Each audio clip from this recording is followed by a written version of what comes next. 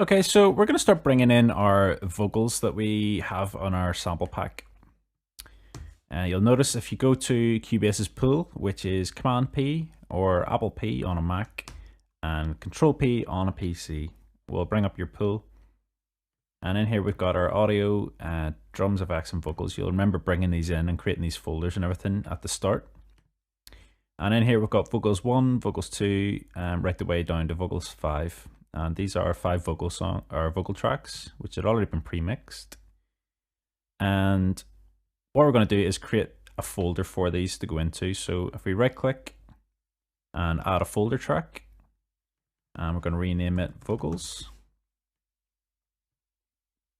And it's going to move it up to the top here so that we can see it a bit better.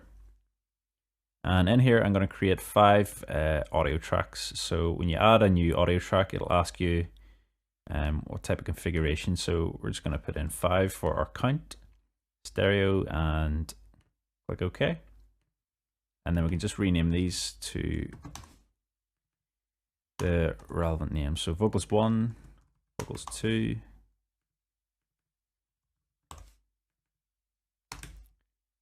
vocals 3, vocals 4, and vocals 5.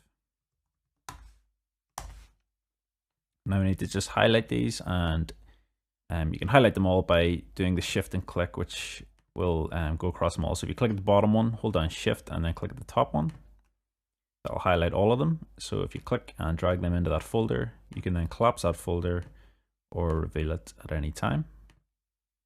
And then one last thing we're going to do is create a group track for the vocals. So if you right click again, go to add track, and then go to a group channel track, and just one of these, and that'll go down to the bottom here. Just want to drag that up out of the group tracks folder, drop it below the vocals, and we'll just call it vocal bus.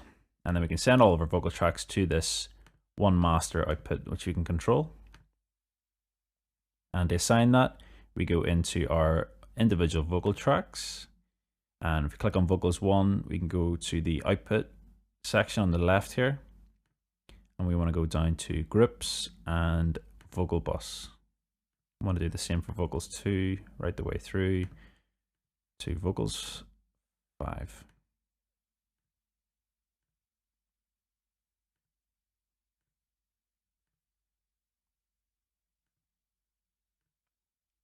Okay, so that's our vocals in, and everything will be routed through to this master vocal bus here as well. So we can start bringing our vocals actually into the track. So if you open up your pool, again, Command and P or Control P, or from the top of your menu, the project and pool, we'll bring that up. We can then start bringing in our vocals. So if you just bring in vocals 1, and then pull up again, and drop in vocals 2, 3, 4, and 5. I'm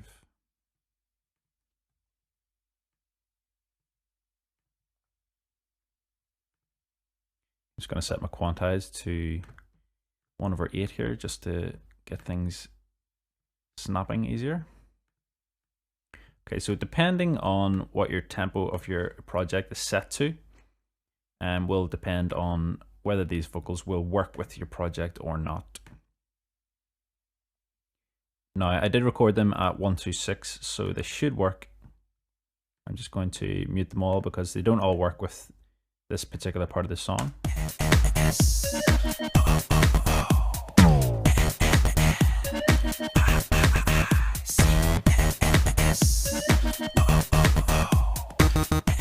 So that's vocals 1.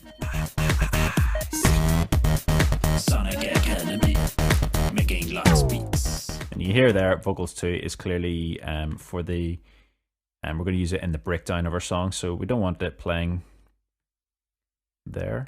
So we can just move that outside of our loop. We can actually delete that because we're not going to use it in the meantime. Vocals 3. I see.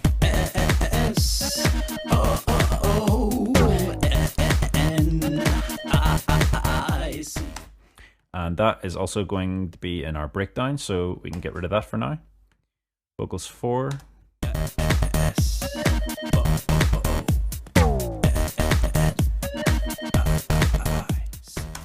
we'll be using vocals 4, so we can keep that there, and then vocals 5.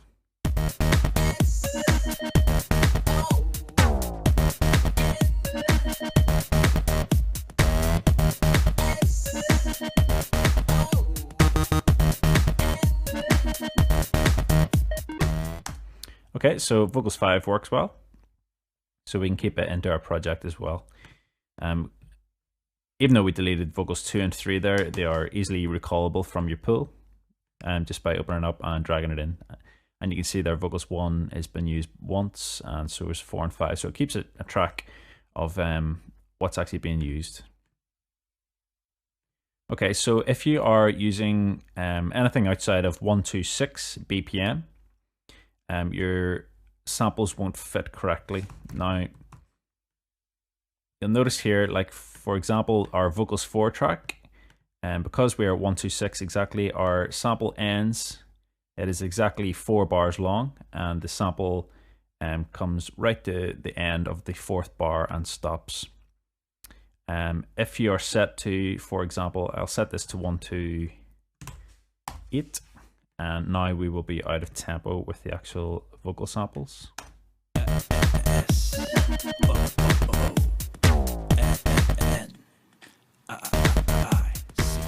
So you can hear that that's gone out. If you do want to rectify that problem, if you are using a faster tempo or a slower tempo, what we need to do is actually get the end of this to match up with the bar line at the end of the 4th bar. And a very quick way of doing this is if you go up to the top of the screen, we've got this object selection, where you select your cursor tool. You hold down, you click on that, you'll get 2 more options below it. Sizing moves contents will cycle through a file. If you've got a certain region only available, you can actually skim through that. The sizing applies time stretch is the one that we want. Now everything outside, if you're just using normal cursor tool, clicking the bottom right hand corner and resizing this will just trim it non-destructively. With the sizing applies time stretch, it will actually time stretch the vocal to fit into that particular size. So if I was to click on this bottom right and then drop it at the 4th bar so that it is now fitting perfectly to the 4th bar, that should be a time stretched.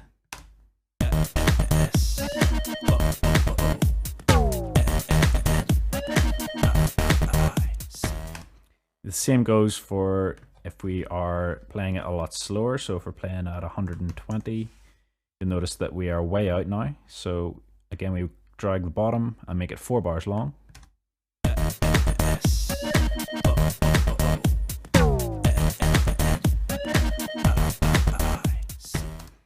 And if you were doing something very extreme, you start to introduce artifacts. So if we were doing like 100 BPM, you want to make that 4 bars long again.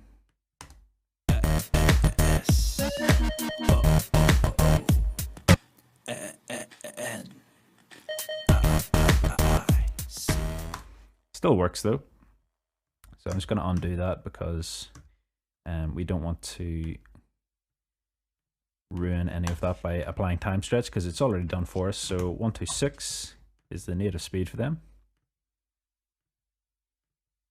Okay, so that's the vocals put in, and we showed you a wee bit on how to time stretch them if you're using a different tempo.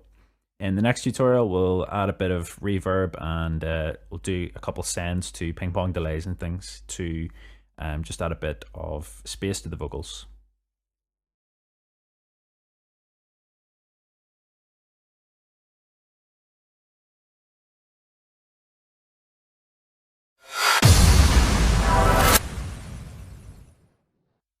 Okay, so we're going to just solo each vocal here and add a send or two to various reverbs and ping pong delays that we've got set up. So if we solo the first vocal track, and then go to the sends, I'm going to send some of this to our rim reverb. To hear it, if you put a send in and you're already soloed, you're not going to hear the reverb. You actually need to re-solo it, and it will trigger then this reverb to be soloed alongside it.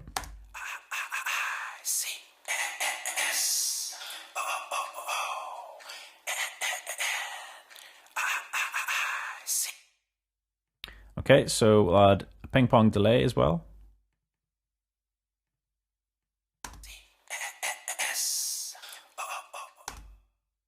Again, we need the re-solo. We can hear it now.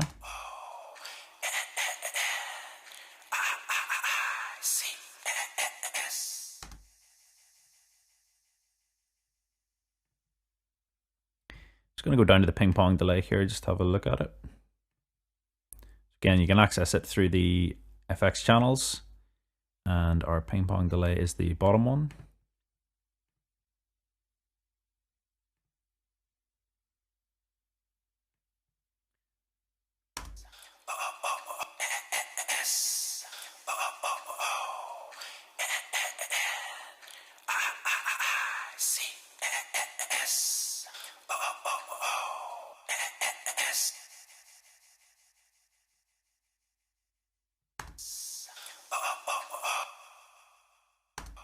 Just got to add a wee bit of extra feedback to that just to make the ping pong last a tad longer.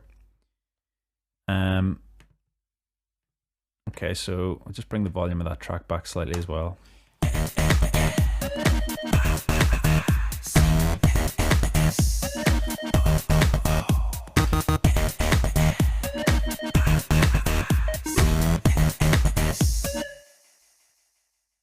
Okay, so we'll go down to our vocals 4 here as well. We'll just do something very similar. We'll go to our sends. And this time we'll use the other reverb, the reverence reverb.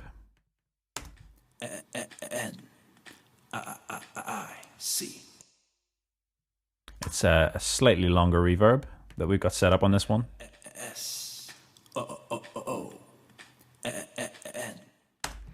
And then we'll send some of the ping pong delay as well.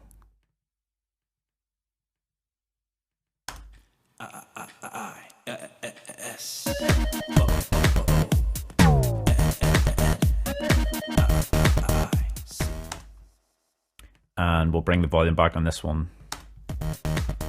This one's just quite subtle spoken words in the background.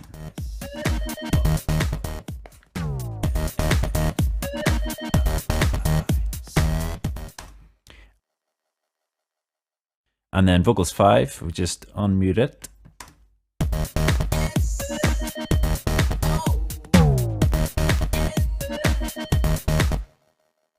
And we'll put the reverence and the ping pong delay on this as well.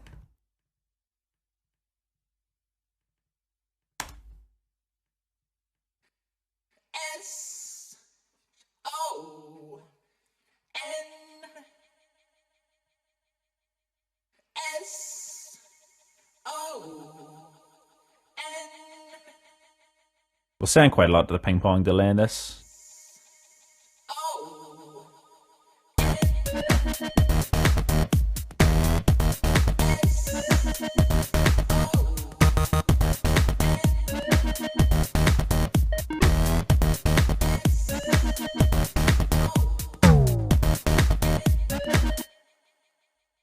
Okay, so the vocals 5 is fine there on about -6 dB for the volume. I'm just going to go and edit the back in the basses here. The falling bass sound is very loud. I just haven't got around to bringing the volume back on that. You'll remember before we put automation on this line, so we can't actually edit the master volume by dragging this up and down as it's automated. We could go in and do the insert, as I said before, and insert something like a EQ. And just bring the volume back here. Rather than doing that and losing where we are with our volume, seeing as we haven't started arranging things out, we can easily change this because it'll just be copied over whenever we go to copy our parts over to extend throughout our track. So if you open up the automation line on the falling bass, I'm just going to move the volume down on the automation point that happens just before our note comes in. So setting this point down to -5 means the volume will play at -5 here.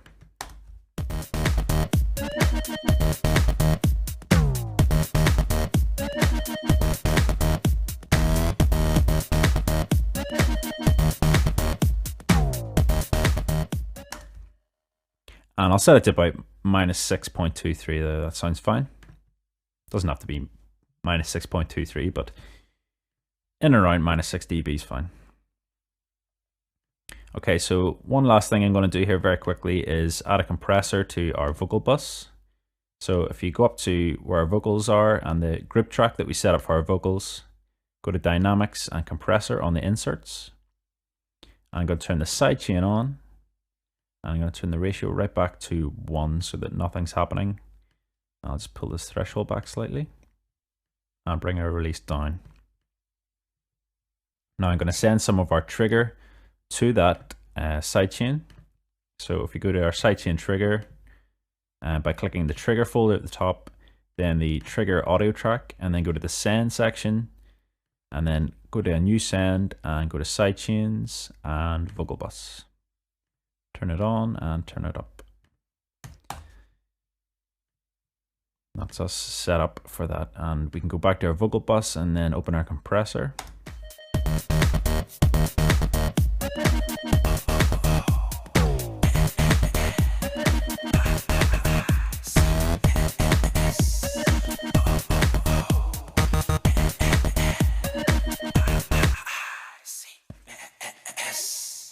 So if we solo the vocals and solo the trigger, you can hear what the sidechain's actually doing. So we're going to have a very subtle compression with the kick drum. So we're going to turn the ratio to about 1.21, and that'll just ease the compressor on. As you can see, there's the curve. Very, very slight compression.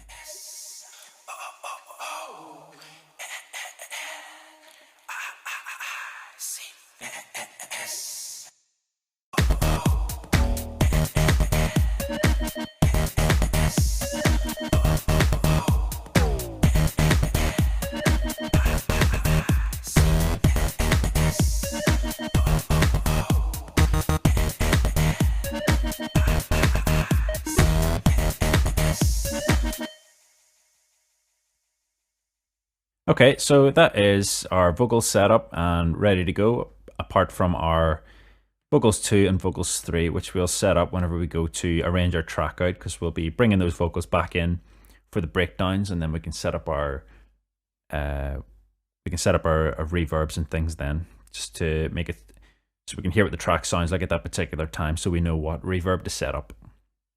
So I'll see you again in the next tutorial.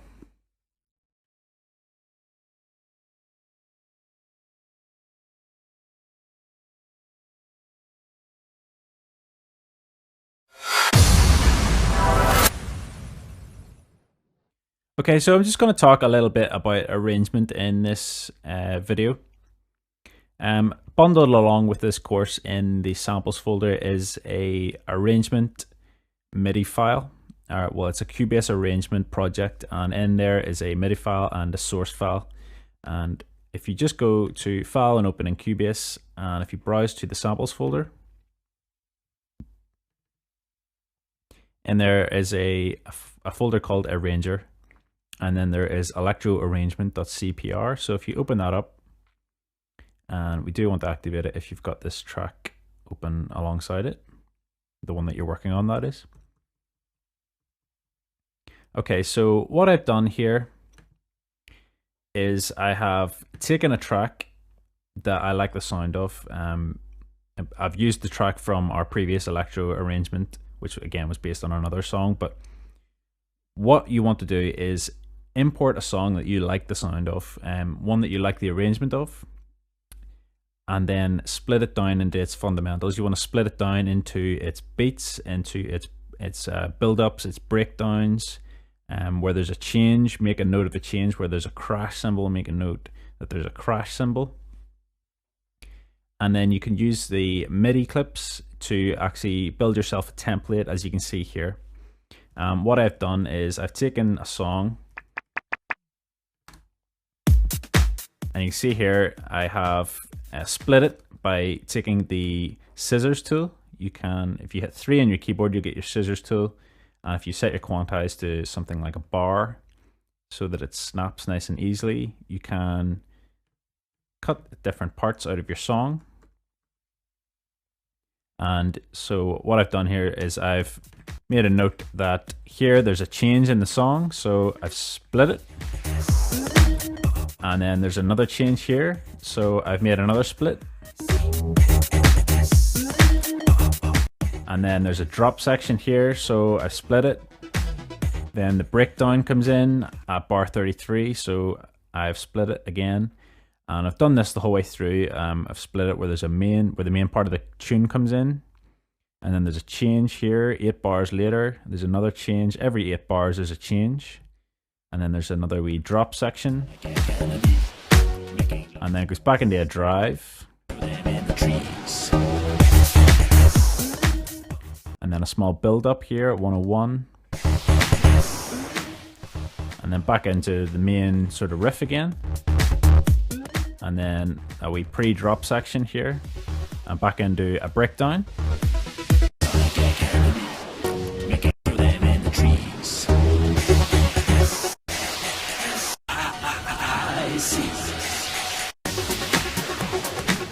And then I've made a note where there's a build up and a change.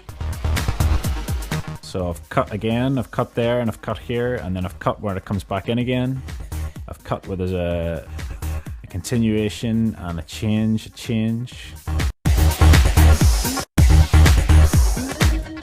And then I've made a cut where it drops back into beats just. Then again, another change there where something drops out. Once your whole track has been split up into those parts, what you can do then is create yourself a MIDI track. So say you've split it all up into different sections where you've got them all nicely cut up like this. And if you want to have an arrangement window at the top here, like I have, what you do is you right click and go to add a new MIDI track, and I'll click OK, and I'll just call it arrangement.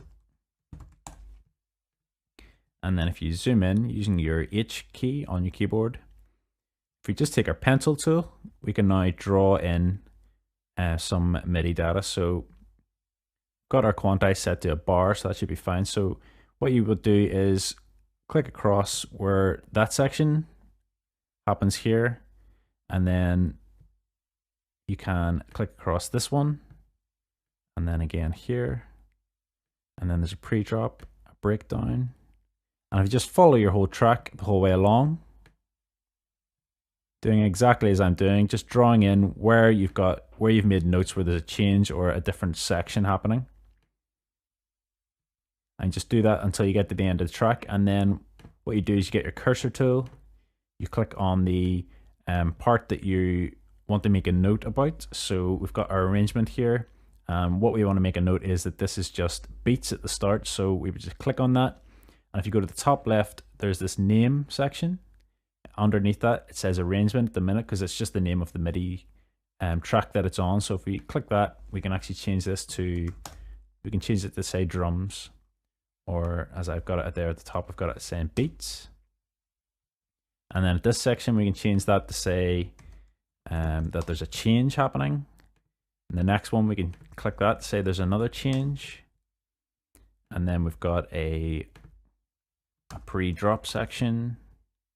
Then we've got a breakdown. And then again, if you say there's maybe a cymbal crash or something, so say there's a cymbal crash here, you would split it and you could click and you could go cymbal crash, something like that.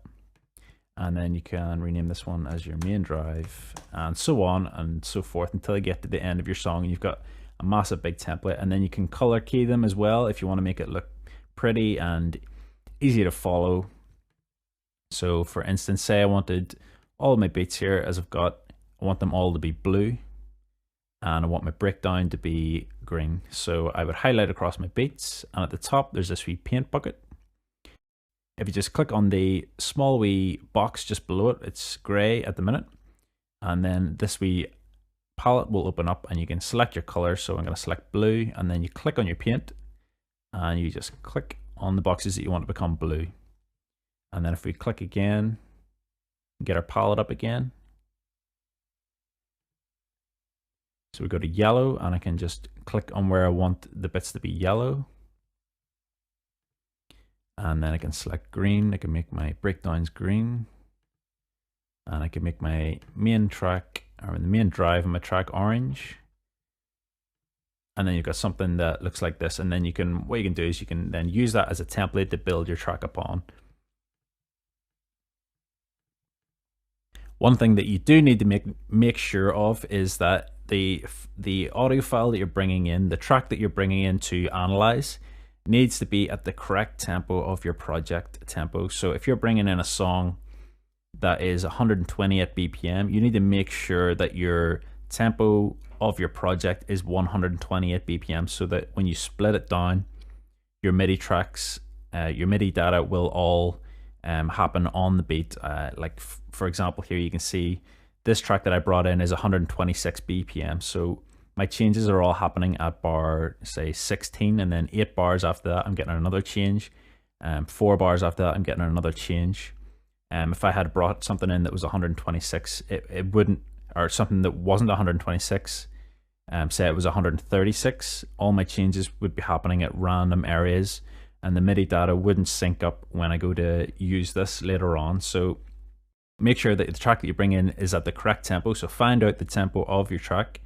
If it is 126 BPM, for example, like this one, then you would go down and you would change your tempo. Make sure your tempo on your transport bar here is set to fixed. You can change that by clicking on the tempo button, and then change the tempo of the project to 126, and then that will sync up. You can find out if you're on the money or not by turning the metronome on. This is this wee click button.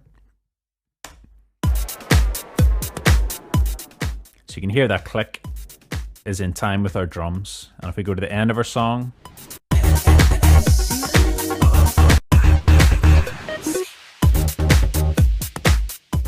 you can hear it's still in time there at the end of our song.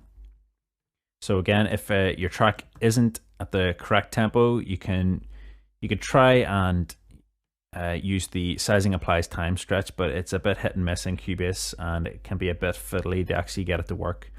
The quickest way would be to warp it inside of Ableton Live, for example, and then export it at a set BPM that you know the BPM of, and then you can set it up in Cubase to sync to that BPM.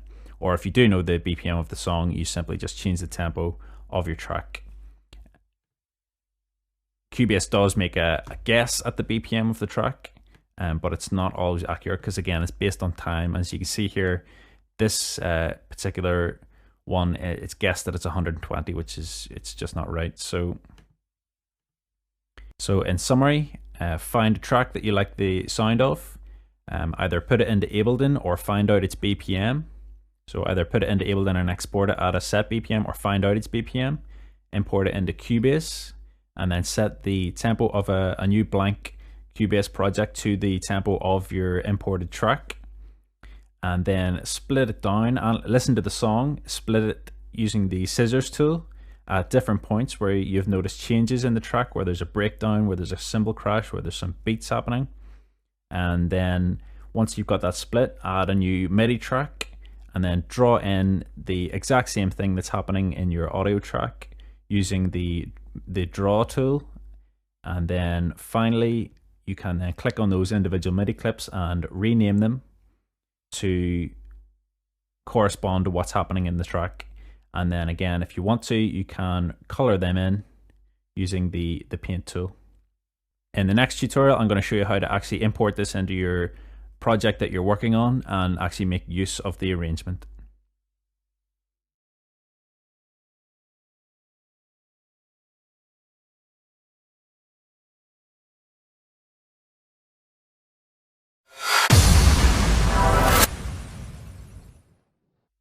Okay, so in the previous video, I showed you how to analyze a track and split it into its components, and then create a MIDI track that corresponds to those changes, color code them, and have the two of them sitting ready to go. If you didn't go through that, then you can always just use the actual arrangement that I've provided alongside this, which is the Electro House, or the Electro arrangement.cpr. Once you open that up, you'll get presented with the following, which is the source file that I analyzed and the MIDI track data, above it, which we're going to use to bring into our project. So we've got all of our, we just need to ignore this audio track for now. The MIDI data is what we're after. So we've got it set out for all of the colors and it's all ready to go. So what we want to do is have this open, and behind it we want to have open the project that we're actually working on, which is this one here. So if I just move that over to the left slightly and go back to this one. Okay, to get this MIDI data into our other project, if we just highlight across the MIDI arrangement that we've got, go to edit and copy, and then just move that to the side and go back into our other project. We can then insert a new MIDI track and just click OK for count 1. We'll put it to the top and we'll just rename it arrangement. And then if we put our locator back to the start of our song and hit edit and paste. And then if we zoom out, you'll notice that has pasted in exactly as it presents itself in the other project. And then if we just turn our power button on at the top left here, this will activate our old project.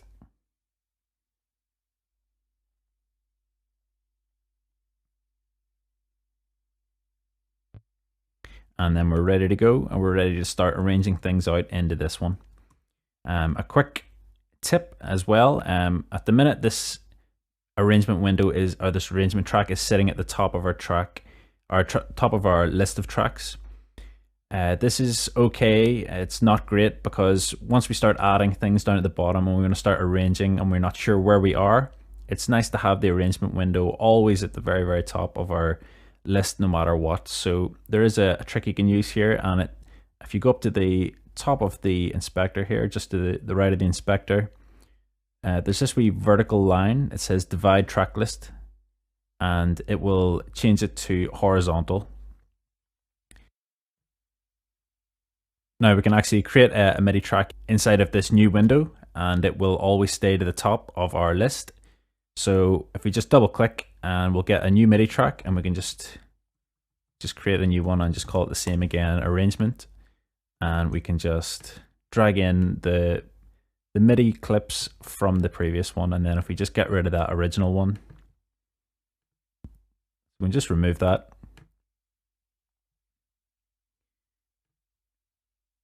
Okay, there we go. So we can resize this by just hovering over the horizontal line and moving it up.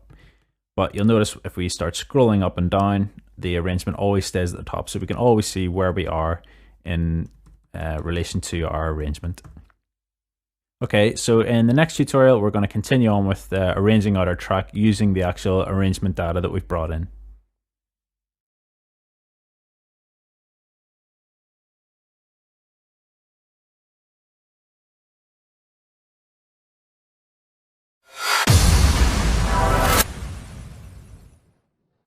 Okay, so in this module, we're going to actually start arranging out a track.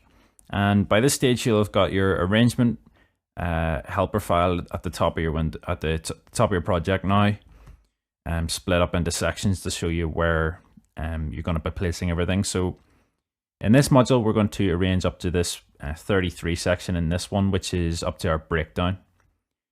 So we've got beats at the start. So we're going to just start with all of our drums in. And then we'll maybe do a couple changes, 8 bars in, and then at the 16th bar, and then another 8 bars after that. And then at this wee pre-drop section, we'll drop a couple of hats out, and we'll sort of just introduce, we'll make it blend into the breakdown section here by dropping those out. And then we'll introduce the bass line as well, or well, an element of it. We'll bring in the guitar part, which is a wee bit higher. It doesn't play the actual bass, but plays the same notes. So simple way of dragging out our drums at the minute. We've got these individual folders in here with our claps, our hats, our kicks, and they're all grouped together. So if we just close down all of those folders, so that we're back out at our drums folder, which has all of our drums in there, if you just drag across, you can drag across one or you can drag across them all. If you drag across them all, whenever we do this trick, it's going to duplicate out whatever length you've dragged across. So if we drag across 8, when you go to do the loop extension, it will bring you up another 8. So if we drag across all of our drums and hold down the Alt key until we get our pencil tool, and then if you go down to the bottom right hand corner of the last file and click, and then drag out to the right, you'll get this repeat count coming up. And because we've got 8, with a repeat of that will bring us up to 16. So if we do another one and then another one, so repeat count 3 will take us right the way up to the breakdown. If you do it individually, we zoom in, and if we hold down the Alt key, then it'll obviously just bring up a repeat for that individual one. But it doesn't matter which way you do it, as long as you get a repeat right up to the 33rd bar there. We'll also bring our trigger across, because anytime our kick drum's playing, we want the trigger to be playing as well. So we'll copy that out. And then at this we pre-drop section, we just extend out our drums. We can actually just we'll take out some of the hats. So if we go into the hats, we'll take out closed hat and the open hat.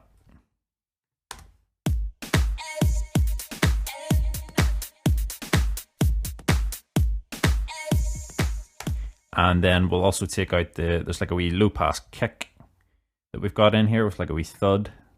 We'll just take it out of the pre-drop section as well, so just we get a straight 4/4.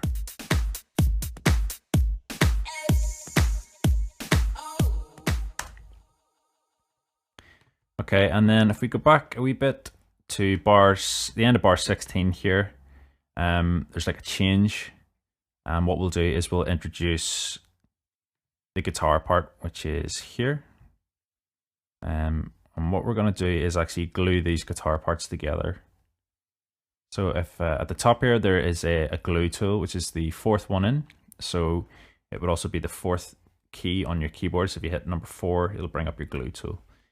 And then if we go to our guitar part, we can glue together these MIDI parts. At the minute they're 1-bar loops, or they're 1-bar sections, and we can glue them together by clicking on the first one. It'll glue it to the one to the right. And if we click on this one, it'll glue it to the one to the right again.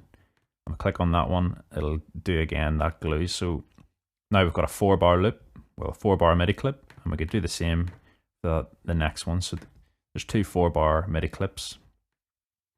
And then if we drag across them, we're just going to move them over to the right and drop them at the end of the 16th bar. So coming in at bar 17.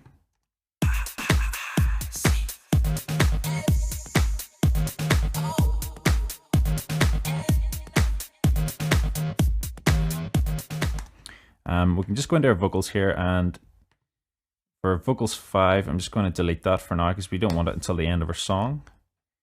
And then if we move our vocals track over, we can drop it in at bar 17 as well.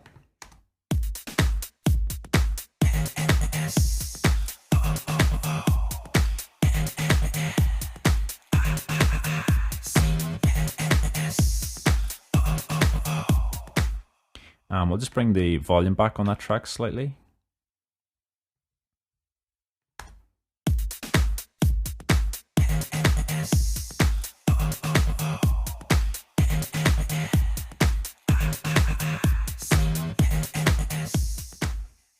And then vocals 4, we can get rid of it for now as well. We'll bring it in later on.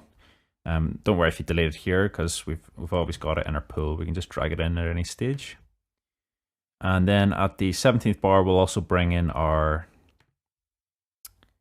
sweep 1 and sweep 2. So if we go down to our sweep 1 and sweep 2, we'll do the same thing with our glue tool. So if we just glue them together, and we'll make 2 4-bar loops. And then if we drag them over, and we'll drop it at bar 17. And then the same again for sweep 2. You can make them 8-bar loops. I just think it'll be easier to delete sections out if they're in 4 bars.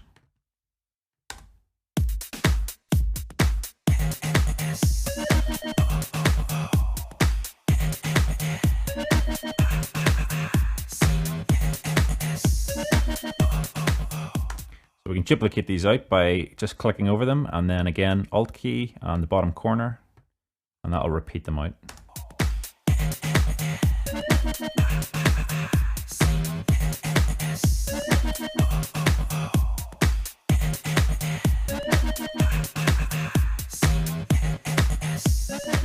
And then at this bar 29, where we've got this pre-drop, we'll just delete the 2 sweeps, and we'll just leave the guitar part. And we'll bring in another synth in that part, which we'll do in the next module. From here, I'm just going to glue together our electro bass into 2 4-bar loops, and the high bass part as well. And then our bleep synth, I'm going to bring it over, and I'm going to drop it just at the end of bar 16. So if you zoom in, just where we've got this change happening here at the start of bar 17, we've got our 3 beat bleeps just before that. So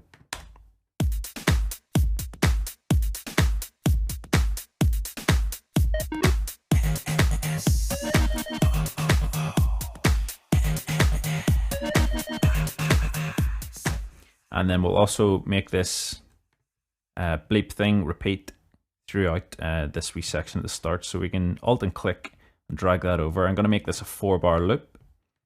So if we drag it over so that it comes in again at the end of bar 20, and if we drag that MIDI clip back, we can create a 4-bar MIDI clip. And then we can just do the dragging out trick by holding the Alt key and getting the pencil tool down at the bottom right of the clip. We'll just drag it out.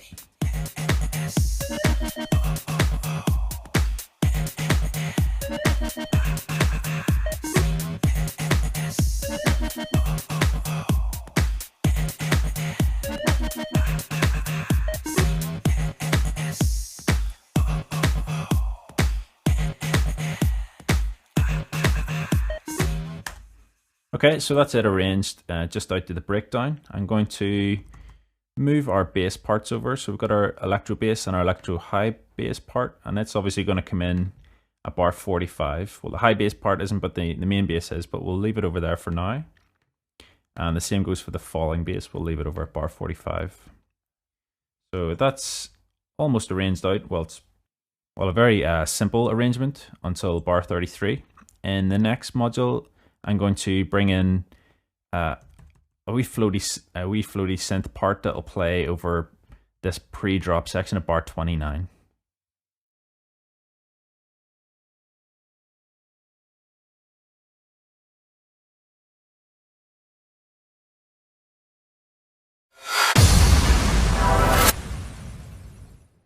Okay, so we've arranged our track up to the breakdown section at bar 33.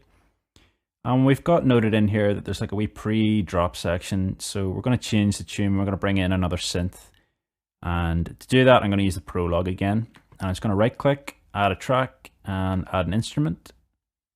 And again, down to the synths and prologue. And if we just rename this to, we'll call it floaty synth. And as always, the silent patch is available for you in the samples folder, and you can just plug that into your silent if you wish to just use it. And in this case, I'm going to show you how to create it in the prologue. So I'm going to bring up my keyboard using the Alt and K control, and I'm going to go into prologue here, and I'm just going to bring back some of the settings again as usual. I'm going to turn everything off so we get blank template. So I'll make sure there's nothing on any of these envelopes. Okay, so the thing we're going to make here is a quick wee sort of dinky noise, and we're going to plug it into an arpeggio control as well. So we're going to need the attack at 0.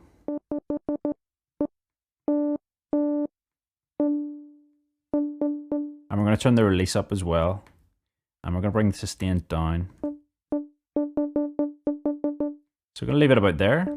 So we've just got a slight wee tail on the end of it. And then I'm going to bring back the rest of our controls. I'm going to turn the shift tracking down, emphasis down. Let's see, and we'll open up the cutoff frequency here. So we're going to keep the sawtooth as our main sound for it. So I'm going to bring in another sawtooth as well. I'm going to pitch it. So I'm going to bring the first one down an octave lower. And the second one, I'm going to pitch it off slightly by 5 semitones to give a sort of almost like a chordy type effect.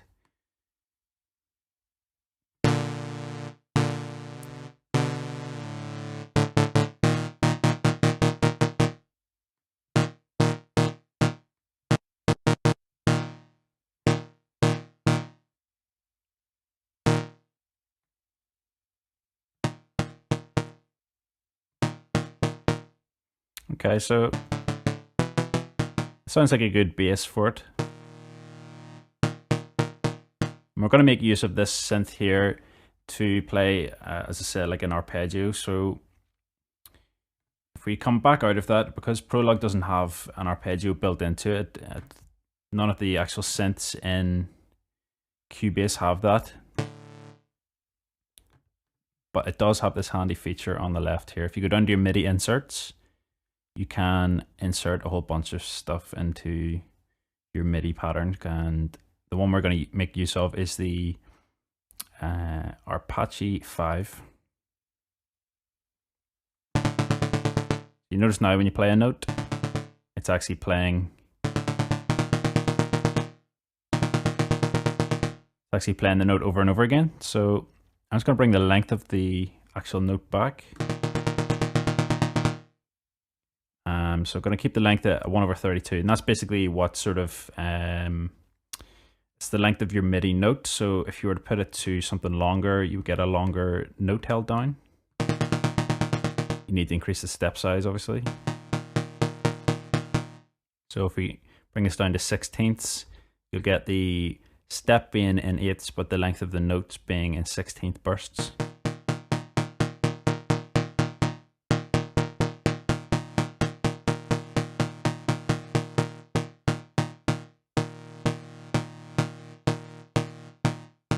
You can hear it gets shorter, but the pattern still stays the same. We're going to bring the step size to 1/16 and keep the length nice and short at 1/32.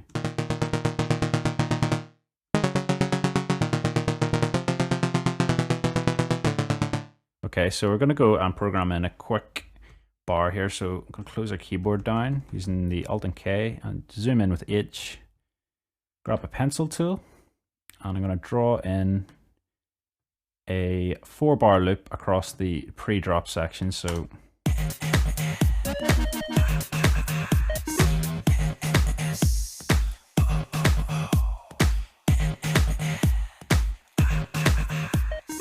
this is the section we want this to come in. So if I go into the floaty synth,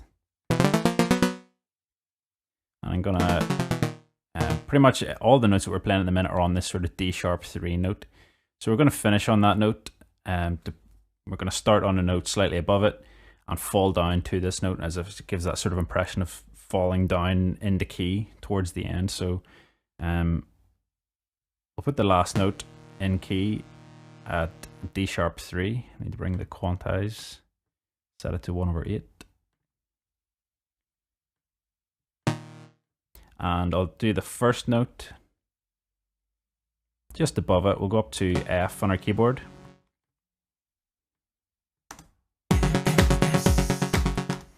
And we'll go up even higher and then fall back into line. So we'll go from F# up to A#.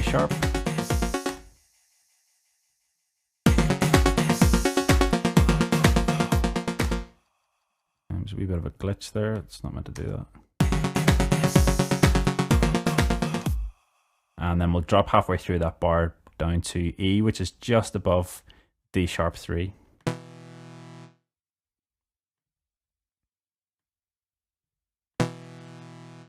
Got my quantize set to bar here. I need to go finer. Okay.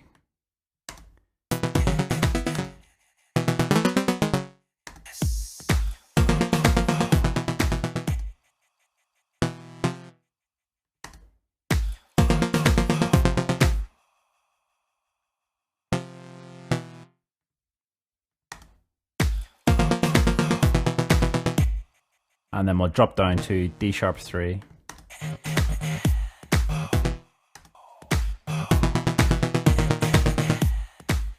And I think just here at the end, we'll jump back up again to the original note we were on, just for a quarter of the bar, and then drop back down to the D sharp 3. Not sure why it keeps doing that.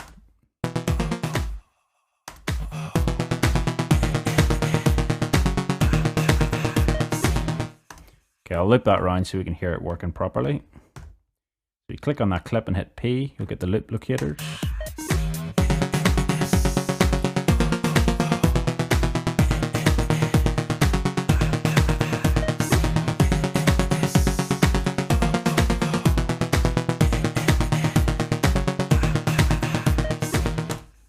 Okay, so I'm just going to add a wee bit of a chorus effect to this, just to get a wee bit of stereo softness coming into it. You know the chorus when you hear it. It's a delay effect. We can go into the prologue. It has a chorus actually built into it in the effects section at the right. Click on the effects, and we've got distortion, delays, and we've got this modulation section. If you turn the modulation on and select chorus,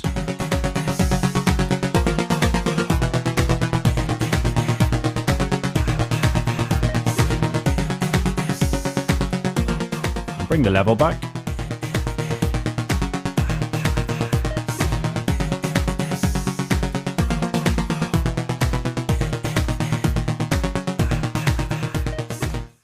Okay, that sounds dead on. It's very, very loud at the minute, so I'm going to bring the volume right the way back.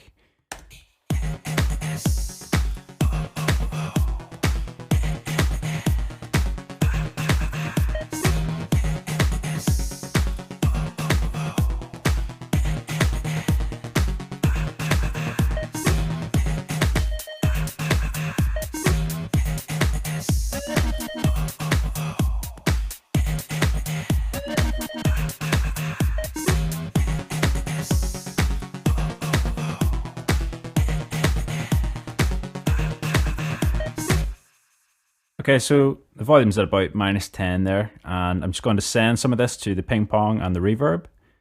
So if we just grab our reverb and turn it on.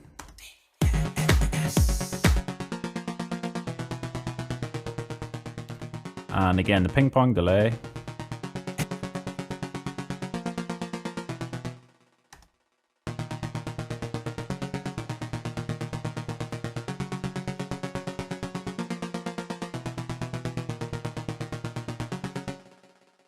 Okay, so it's a very simple arpeggio rhythm. It's just playing the same note over and over again on the same. It's playing the same note over and over again on a particular pattern. An arpeggio usually goes up and down in a pattern, but in this case, we are just keeping it on the same note. If you play more than 2 notes at the same time, you will get a more advanced arpeggio rhythm.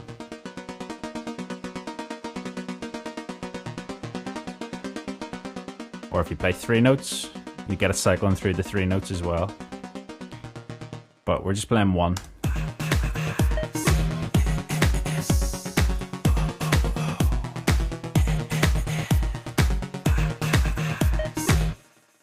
Okay, so that sort of leads us just nicely into the breakdown, and in the next tutorial we will continue on with the breakdown, and we'll create it and go into our main drive section here at bar 45.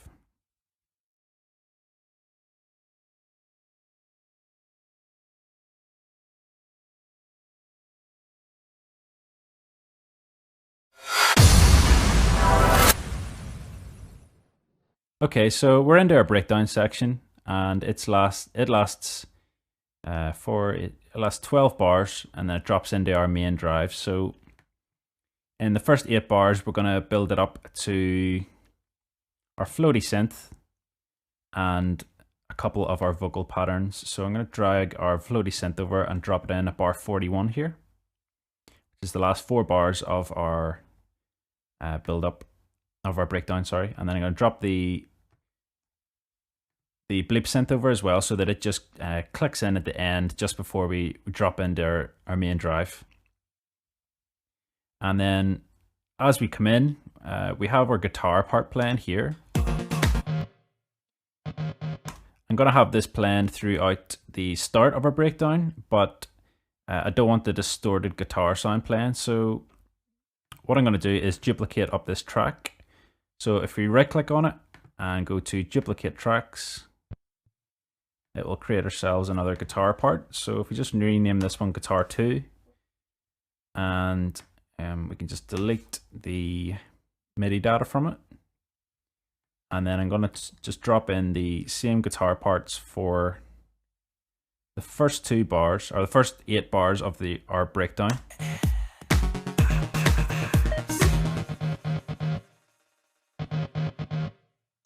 Okay, so I'm going to go in and just edit this now to get rid of the distortion. So first thing, I'm going to turn off this tonic filter. So I'm just going to go to no effect.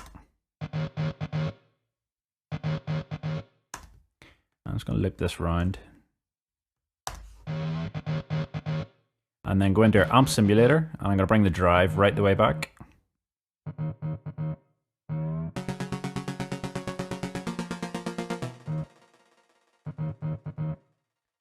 Okay, it's a wee bit muffled, so I'm going to boost the treble. And boost the mid as well. And I'll put the bass, not making a huge difference. Leave it about 4 or so. And I'm going to turn the high frequency damping off, which is basically,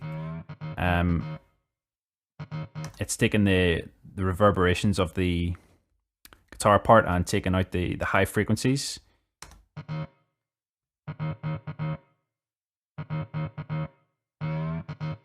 And here, if we turn that off, it lets all of the high frequencies stay in the mix.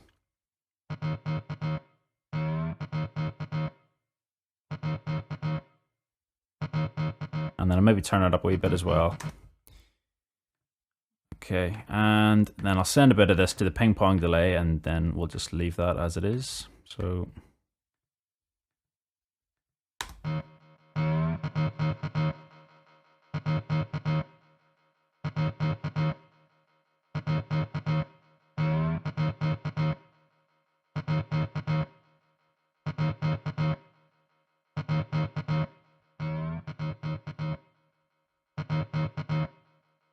let's bring the drive back even further.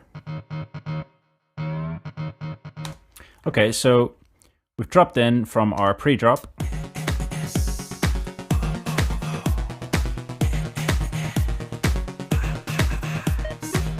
And then we're going to bring in our vocals now. So I'm going to go back up to our vocal folder.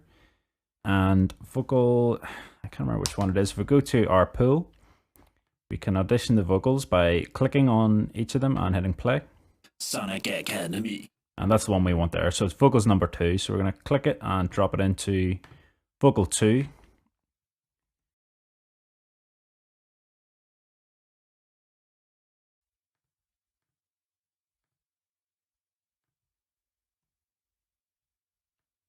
And then I was going to drag it back slightly because it doesn't start from the very start of the file. We need to move it back so that it comes in time. Sonic Academy. You can hear that that's not quite in time, so we just move it back.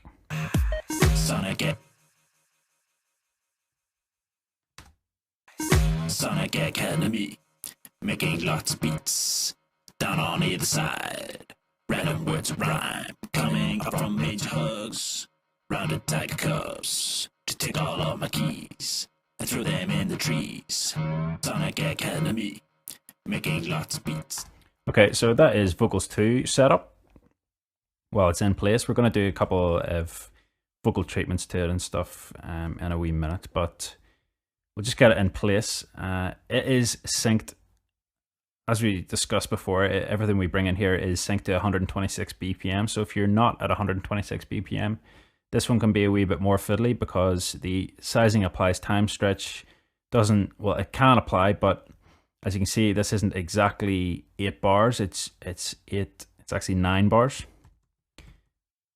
It's not even, it's 8.5 bars. So if you were doing the sizing applies time stretch, you would need to resize it to 8.5 bars of your current tempo that you're working in. Or the alternative is to, if you right click on this and go down to, okay, down to process and time stretch. Now in here, you can actually select the tempo of the original and then select the new tempo that you want it to be in. So we've got our original length and tempo and BPM, we could set to 126. And the tempo that you want to set it to, you then put in here. So say you wanted it to be 130. It would then figure out how it needs to be stretched in order to do that. Your algorithm type, you probably want to change this to the MPEG-4, and it is a vocal, so you want to go to a solo, and fast will be fine. You can try the different methods. You can try the different algorithms here. You can try solo and fast is probably going to be the best. Anything that has more instrumentation in it or anything, you maybe want to go to the poly mode and pretty much just play around with it until you find one that sounds best. You can hit the preview button. Sonic Academy, making lots of beats. And it will show you what it sounds like.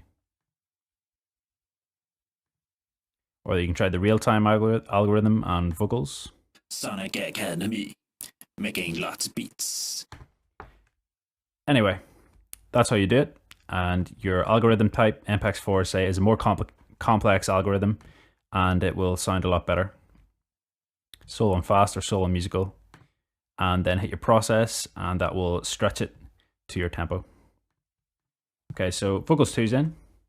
We're going to drop in more vocals here at the last 4 bars of our breakdown. So if we go back to our pool using the Command P or Control P on a PC, or you've also got your option for the pool at the top left here. Go back to the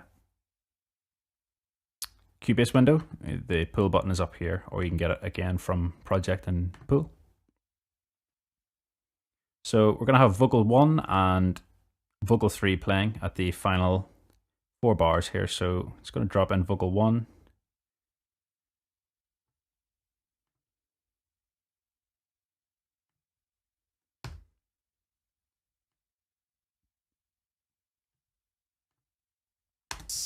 And vocal 3. Random words of rhyme coming up from major hugs. Rounded tiger cubs to take all of my keys and throw them in the trees. S O O O N I C. So we just resized vocal 1 there to fit in the 4 bars, and you can hear our volumes and things like that there are just a wee bit out.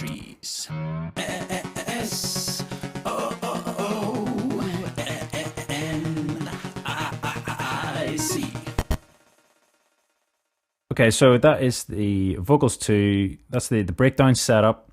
In the next video, I'm going to add a couple of effects to the vocals 2 and vocals 3 track, which we haven't already dealt with yet. I'm just going to play around with the levels, and I'm also going to bring in a string line to play across this breakdown, and then we'll continue on with the rest of our arrangement after that.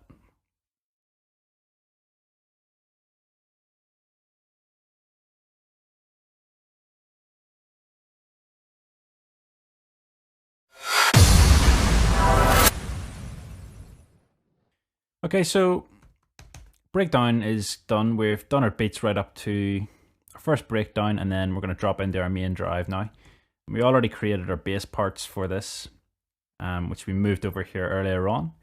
We've got our falling bass part, and then we've got our electro high bass part. Now we don't want this high bass part playing here. We could actually move that over to bar 85 because that's where it's going to come in, where there's like a full drive section. This is going to be a stripped back section. Which tends to happen in dance music is you've got your main riff, and you will have like your main riff with all your instruments playing and all of your accompanying sort of higher bass parts and everything like that they're playing at the full drive of your track. And then what will happen is those will all be teased in throughout. So this high bass part won't play from the very first drop in the tune. So once it drops into the main kick and bass line, the extra parts won't be there just yet. So again, in this instance, we're only 1 minute and 23 into the song, so we're going to drop into a stripped back version, which is just going to be the bass line and the drums. So got our electro bass line there, and what we need to do is bring over our drums. So we've got our drums here at the left hand side. I'm just going to glue some of these together here.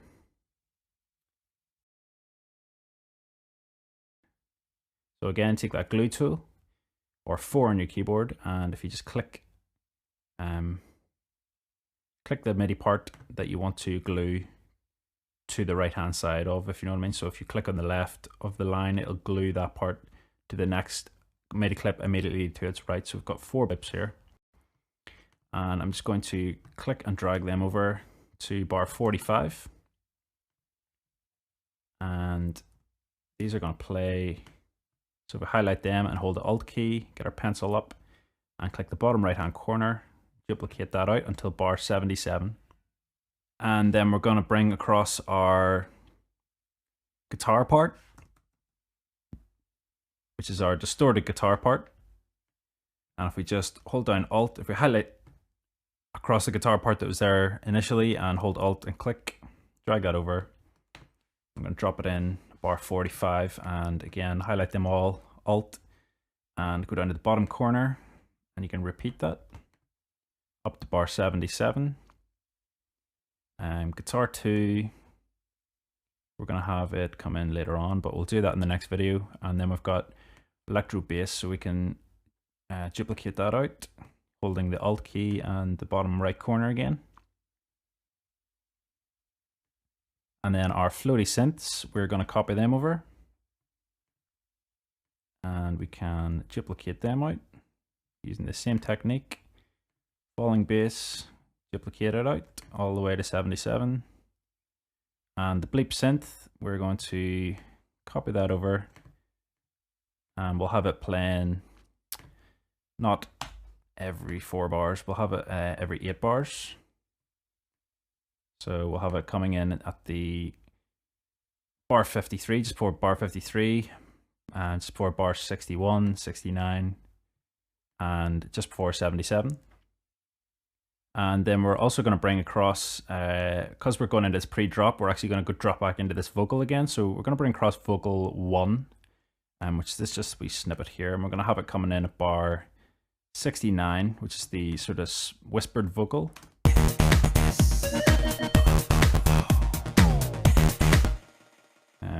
That Spectre is not meant to be playing. Throw them in the trees.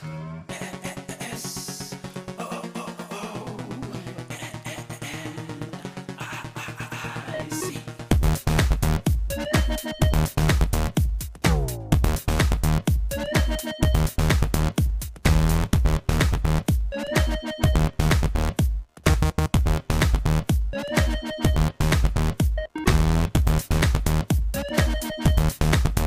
Okay, so we copied over the wrong part of the drums there, so we can just fix that by deleting that and copying out these ones instead.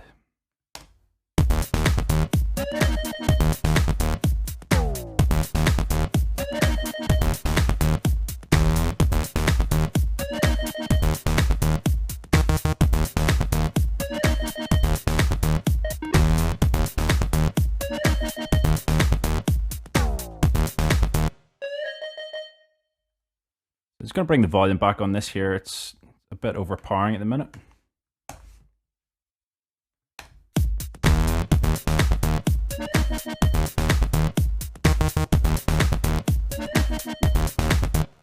We'll maybe even turn the compressor up on this because it's got sidechain compression, so we'll bring the threshold back.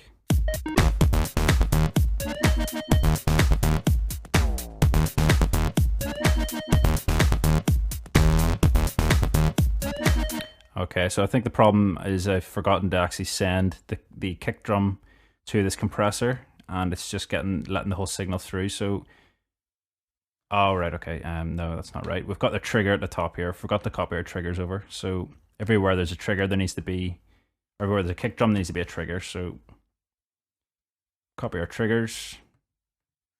and duplicate them out. Let's make sure these are all syncing up correctly.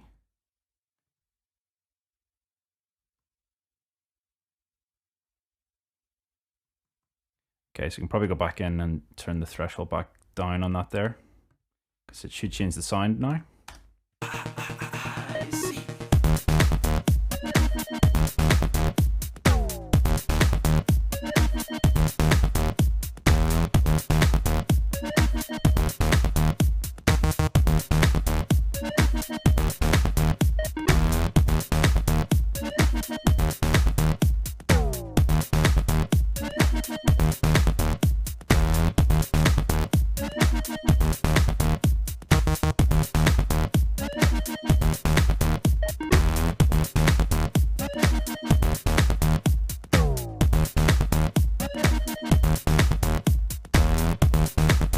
So I just brought the reverbs back on that slightly on the sweep too.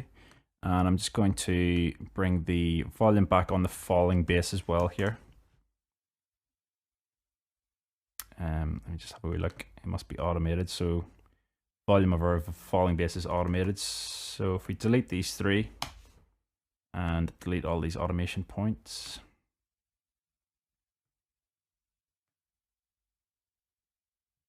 Okay, so it gets a bit fiddly with automation points. A very simple way of changing this without having to do that is to go to the inserts, and I'll just add in a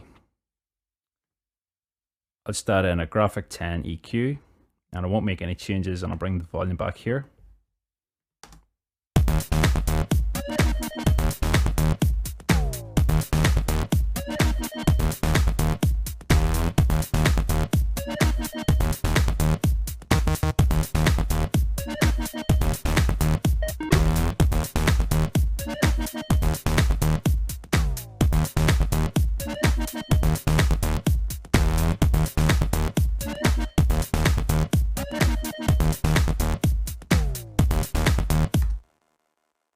Okay, so I'll set that at about -8 dB or so. It sounds okay about there. Okay, so we can get rid of that automation, and that is us up to the pre-drop section. So we've got our vocals coming in here.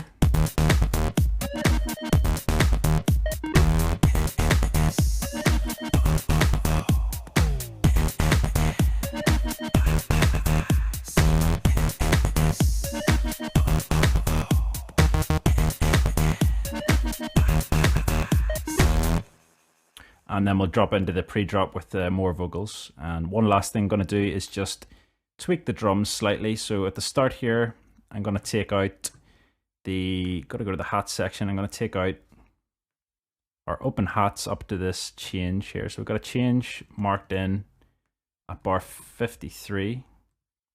I'm going to take out the open hats up to that point.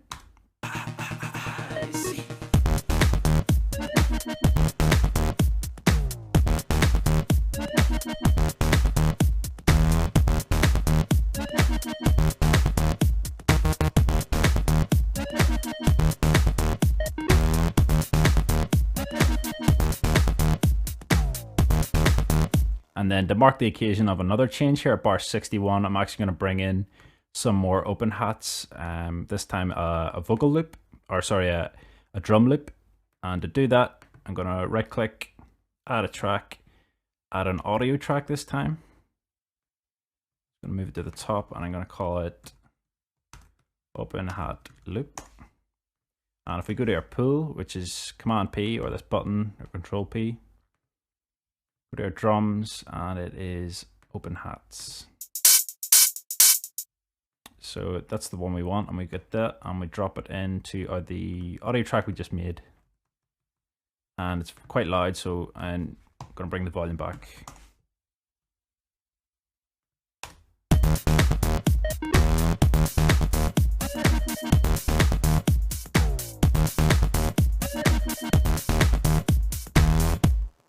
Okay, so I'm just going to make sure that this one locks into the end of the 65th bar. If it doesn't, on your one, if you're using a different tempo, this drum loop is set to 126, so you can use this sizing applies time stretch control under your cursor. just set your drums to the start of a bar and then drag it to the end of a bar to make sure that its length is 4. You can see there it tells you the length just to the bottom right of my cursor. You want to make sure it says 4 and it will time stretch that to that. And then we can just duplicate those out without any hassle.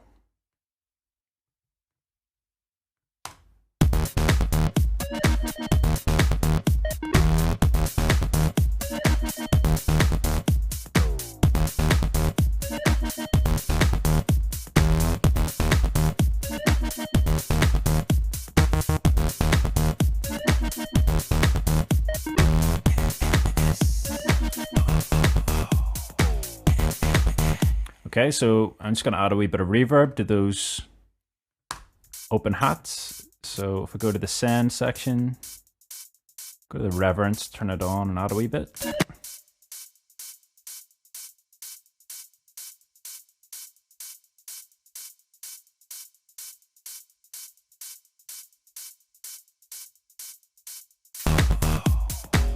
So at the minute we've got a change coming in here at bar 53 in the form of some open hats coming back in, which we took out the first 4 bars, or the first 8 bars. And then they come in at this change at 53. And then if we minimize that, we've got another change at 61 where we bring in our open hat loop. And then we've got another change here at 69 where we bring in our vocals. In the next video, we'll continue on and we'll show you how to bring in another chord synth to play, which sort of tease it in at the bar 77 with the pre-drop, and then we'll drop into your full drive.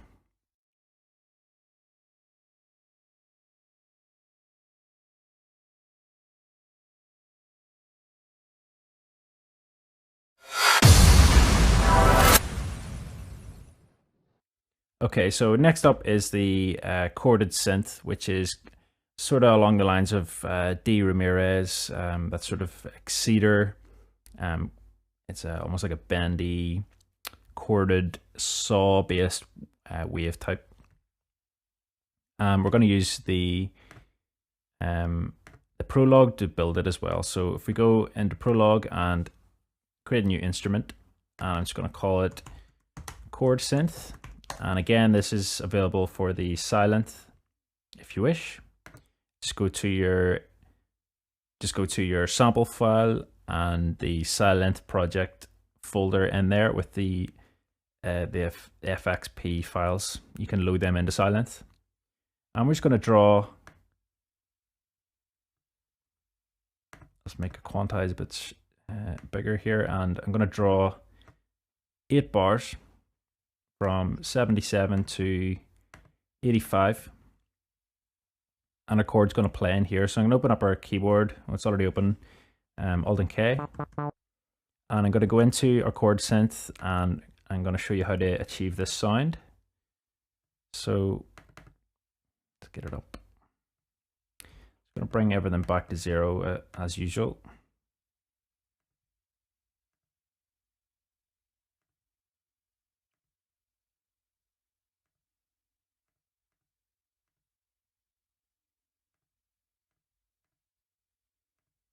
Okay, so once everything is off, get our emphasis down as well.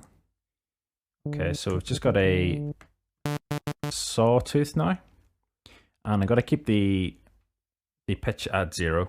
And I'm going to turn on another sawtooth, and I'm going to bring the pitch of it up slightly. So I'm going to bring it up by 4 semitones. So we've got 4 semitones playing now.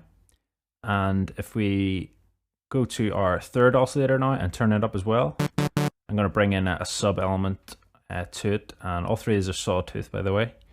And I'm going to bring the coarse pitch of it down by -24, which is 2 octaves, and it brings in a nice really low subby bass into it. You can hear it there. And then the next thing I'm going to do is we're going to bring our cutoff frequency right the way back to about 500 or so. We're going to actually use a modulation envelope to affect this. So if we go to the envelopes at the bottom, I'm going to go to our first envelope. I'm actually going to open the filter just so we can hear this. And I'm going to set the attack time to 0 so that we're getting a nice initial hit. And sustain.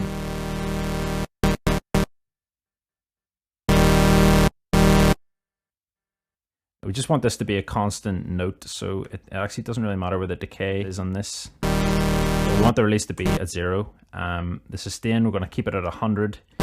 So basically when we hit a note, we're going to get an attack straight away, and the sustain will hold for the length of the note. That's all we want. And then if we go to our second envelope type, this is where we're going to put in the envelope to control the cutoff frequency of this filter. So go to the modulation destination here and go down to cutoff, turn it right the way up to 99, and we can bring our filter right the way back now. We're going to set our attack to 0. And we're going to bring a sustain up. I'm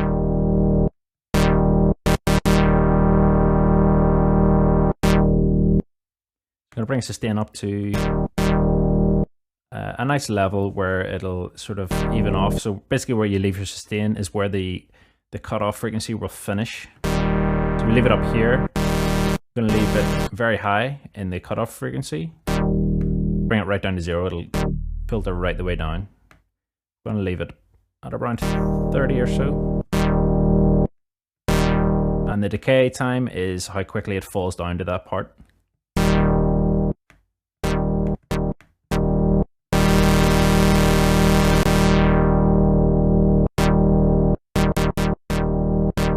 So at 69 is fine. And we don't really need the release. And then I'm just going to add a bit of drive to it, using the drive control here. And then finally I'm going to go to the effects section, and I'm going to do a bit of a delay and a ping pong delay. And I make it shorter. I'm going to click the song sync here, and this will sync to our tempo, session tempo of the song.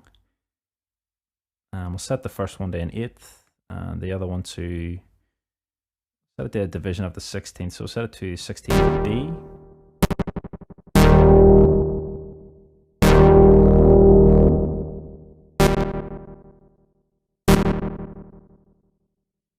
And that sounds about right there.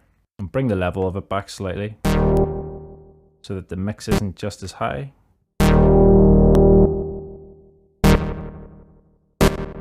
And then we'll turn the modulation on. We'll add a bit of a phaser effect to it as well. And we'll bring the level back. It's a bit loud.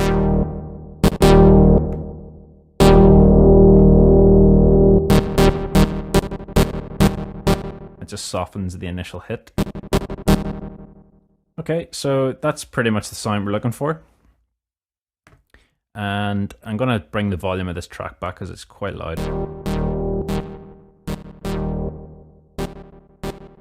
And then if we go to our sends, I'm going to send some of this to the reverb. So I'm going to send it to the reverence and turn it up slightly.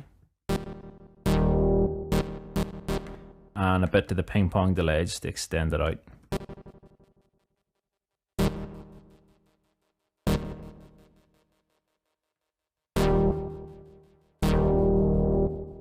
Okay, so the notes we're going to play on this chord are the same ones that we've been playing sort of throughout our track. So it's this D sharp, the F sharp, and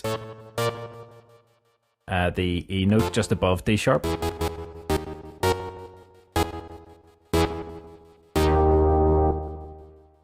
So I'm going to have it playing at the end of each bar. So if we go into our drop section,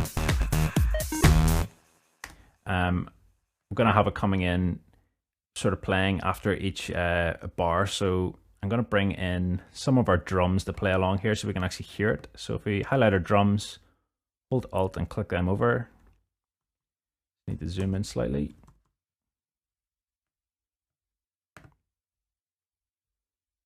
Okay, so we'll set our drums up to do this, and in the next video we'll actually draw the notes in and then continue on with programming in this pre-drop section, and then we'll continue on from there.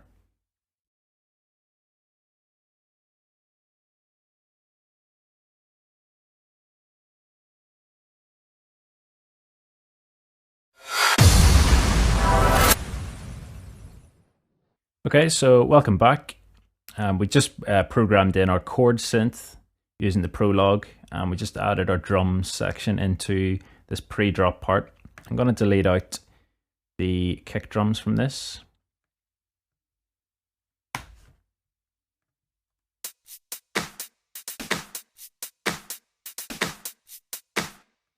And I'm also going to bring across the vocal from our previous breakdown. So I'm going to bring across vocal number 2, and I'm going to drop it in there. And I'm just going to match it up.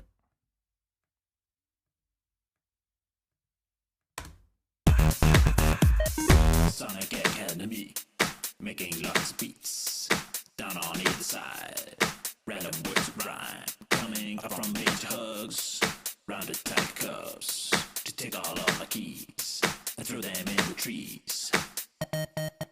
So the parts where we're going to play this chord synth, I'll hum along here alongside this track.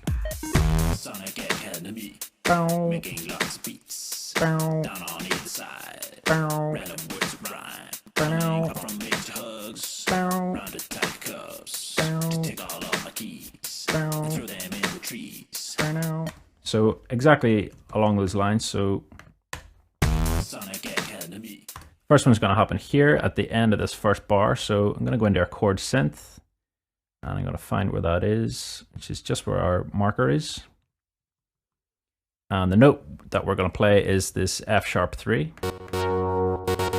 And it's already chorded up because of the semitone movement that we did in the programming of the synth. So I'm going to draw that in, and I'm going to extend it out just slightly longer than an 8th note.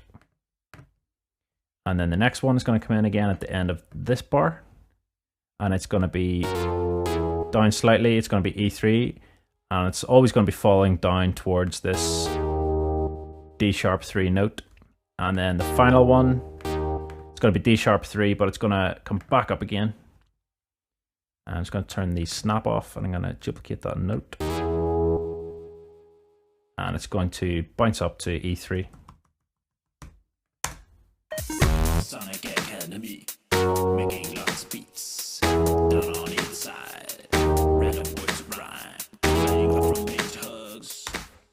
And then we're just going to repeat that. So if we close that down, and we'll make our loop that length, we can just click at the bottom here and extend that out using the Alt key and clicking that bottom right box. Rhyme, playing up from major hugs, rounded tight cups, to take all of my keys, and throw them in the trees. Okay, so that is the chord synth programmed into that section.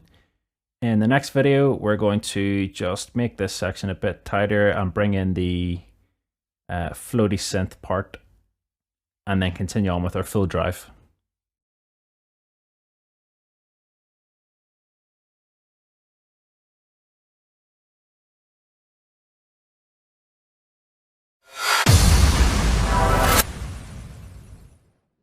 Okay, so let's kind of a quick listen back to our pre-drop section, and then I'm going to arrange it out a wee bit better. So if we listen back just before it.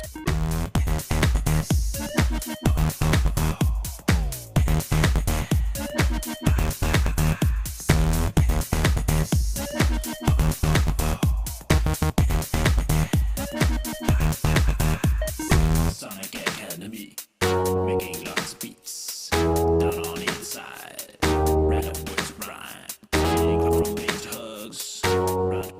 Okay, so the chord synth, I need to bring the volume of this back, so I'm going to set it to about -20. Sonic Academy, making lots of beats, down on either side, random words of rhyme.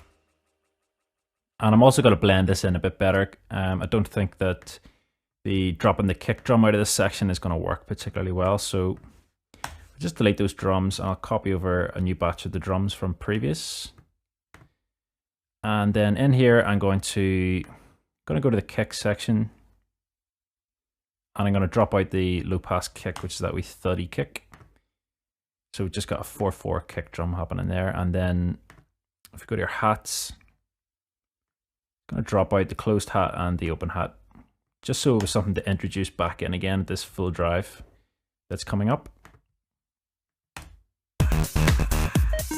Sonic Academy, making lots of beats, down on either side, random words of rhyme, coming up from major hugs, round attack cups.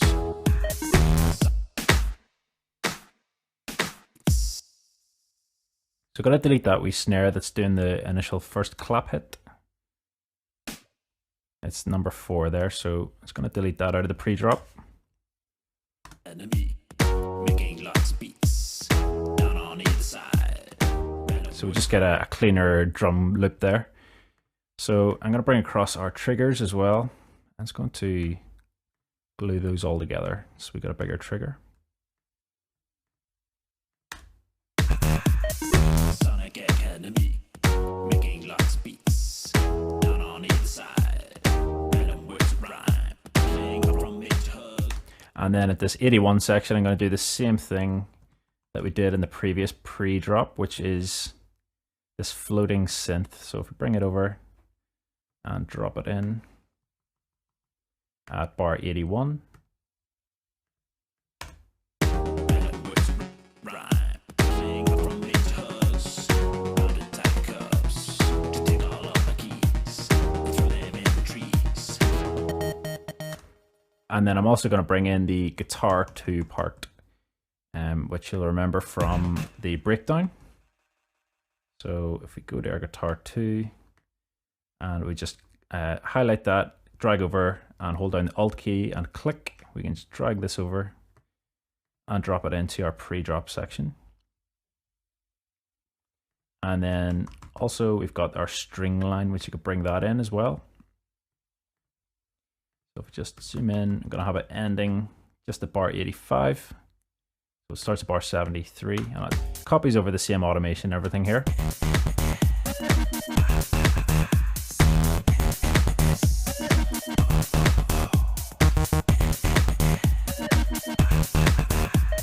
Sonic Academy, making lots of beats, down on either side. Random words of rhyme, coming up from major hugs, round attack cups. To take all of the keys, throw them in the trees. Okay, so that's the pre-drop section done, minus effects and things like that there. It'll liven that whole part up and make a blend a lot easier. So in the next video, we'll continue on and we'll do the full drive section.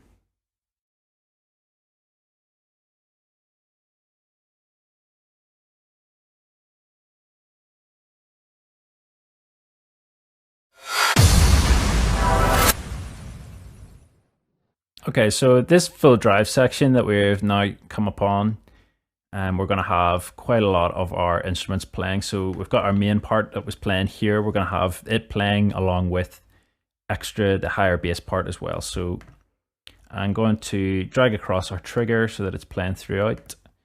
And then I'm going to copy across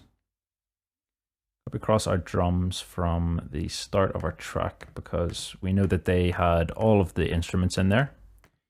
So if I just click and highlight those, you can hold down the Shift key to select various ones and then hold down the Alt key and click and drag. I'm just going to paste them in there.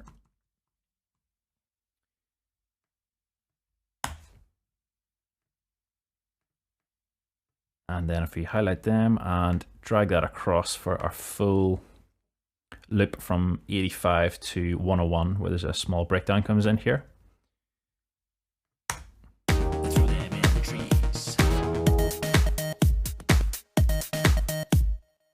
Okay, so here I'm going to have vocal 1 playing alongside this, so I'm just going to drag it over. And I'm also going to have the vocal 4 as well. So if we go back into our pool, Apple P, or the pool button at the top here, and I'm going to drag vocal 4 and drop it in.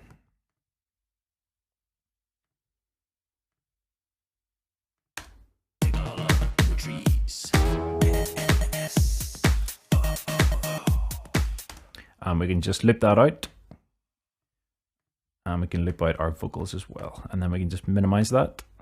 We've got them all playing right up to 101, And then we're going to not bring across this chord synth. We're going to bring across the open hats from before. So if we Alt and click and drag them over, the guitar part, we want it over. We want our bass line. We have got our electro bass, a higher part already here from before when we dragged it over. So we can extend that out to the bar 101. And then we've got our sweep 1 and sweep 2. Bring that over, we'll bring our falling bass and our bleep synth. And we'll have our bleep synth repeating itself every 4 bars or so. So we can duplicate this up. So we just have a listen back to that.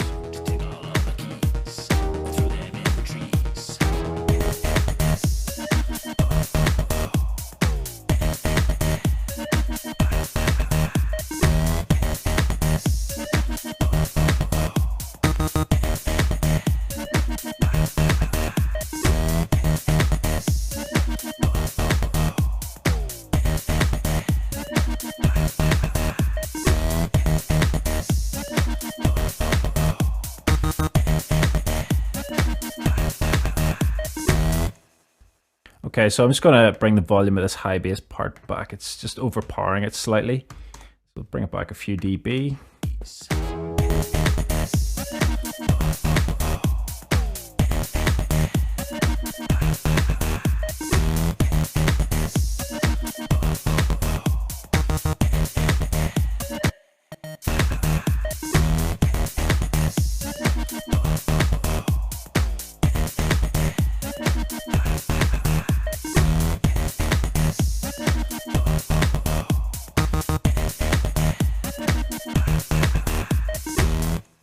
Okay, so that is the full drive programmed in, and we've got all of our drums playing there from before and our vocals. In the next video, we will do this short breakdown section, and then the drums, they come back in again at 105, and we'll take you right the way up to our breakdown at 117.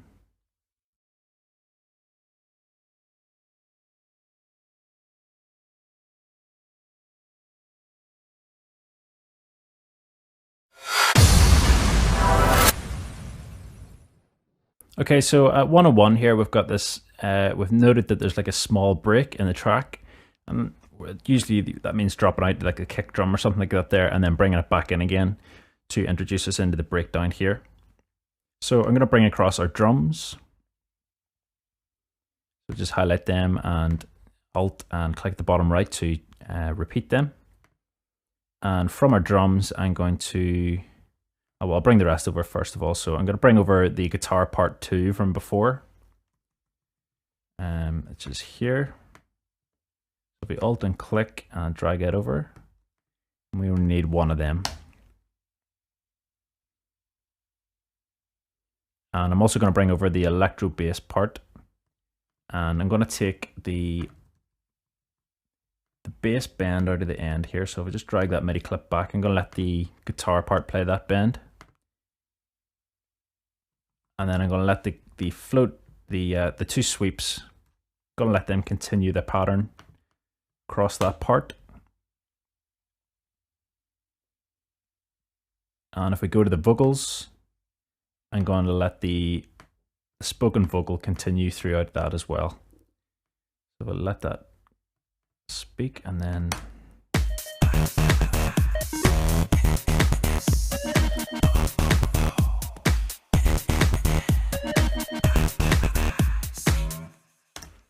okay, so I'm going to bring across our trigger. Just going to let it play right to the end. And if we go into our drums now, I'm going to take out the kick drum over this small break section. So if you open up your drums track, go to your kicks, and I'm just going to highlight across our kicks and delete them. And then I'm going to go into our hats. And I'm going to listen back to this and see if we need to edit any more out of this.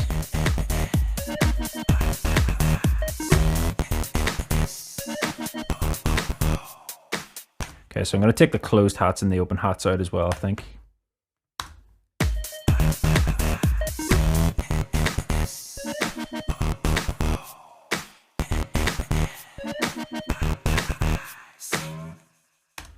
Okay, and then that'll do it for that. And then at bar 105, we're going to drop back into our drum loop. So I'm going to drag a fresh drum loop over which has everything. And I'm going to duplicate it out until bar 117. And if we just go down to our hats section, I'm going to take out the open hats so that we're dropping back in, but not into a full driving section. So we're not coming back in with these open hat loops, and we're going to take out the open hats from the actual loop as well.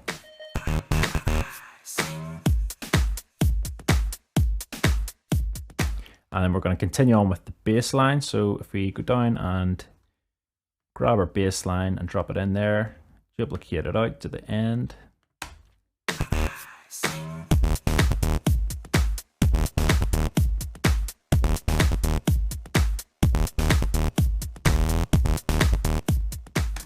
And then I'm also going to bring across our guitar part as well. So if we bring it over.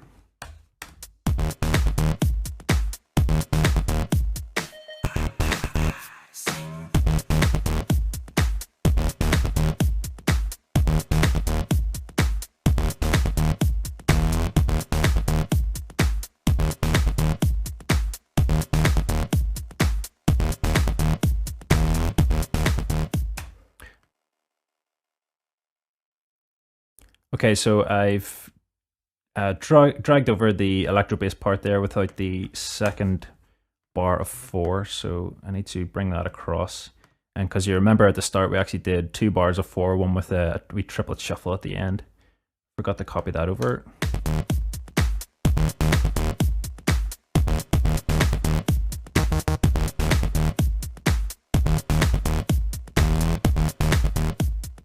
Okay, so that's it playing now. So I'm going to bring across the bleep synths as well here.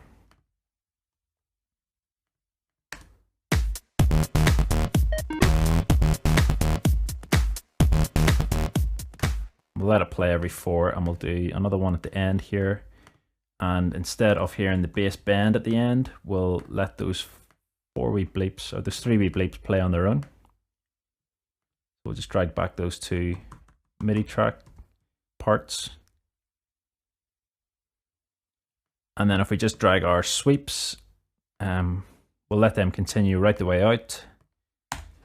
And what we'll do is we'll delete them out of the pre-drop, and out of the pre-drop we'll also delete the closed hat from our drum loop. We'll take a wee bit more out of it as well. We'll go into the kick, and we'll take the low pass kick out of there. So let's have a listen back to that now.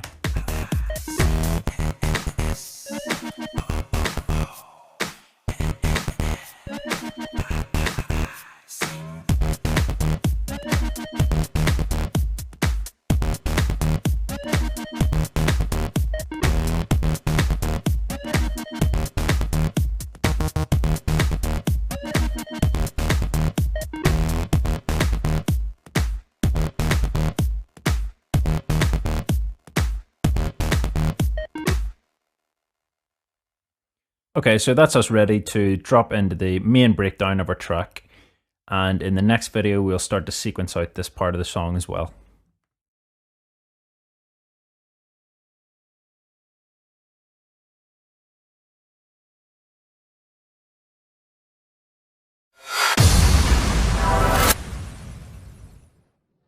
Okay, so we're working our way towards the end of the song now. We've got ourselves to the main breakdown of the tune, which is at bar 117. And we've got this wee pre-drop section just before it. And we programmed that in the last video, but we didn't bring in the floaty synth here, which comes in at every pre-drop section. So I'm going to drag that over and drop it in here at bar 113. And we'll just hear that sort of fading into the breakdown now.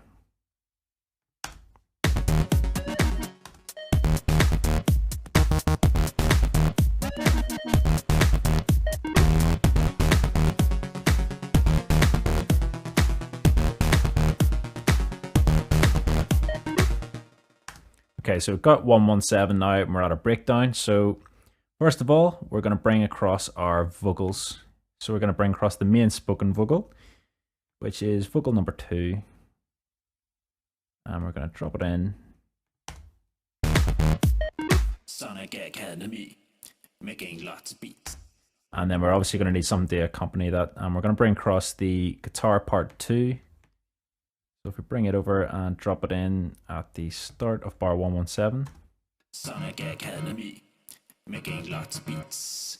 Down on either side, random words of rhyme. Coming up from major hugs, rounded tiger cups. To take all of my keys and throw them in the trees.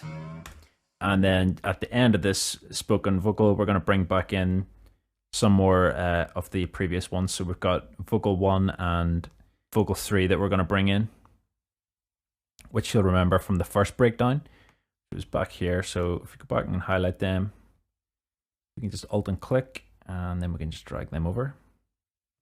We'll drop it in at 125. Trees.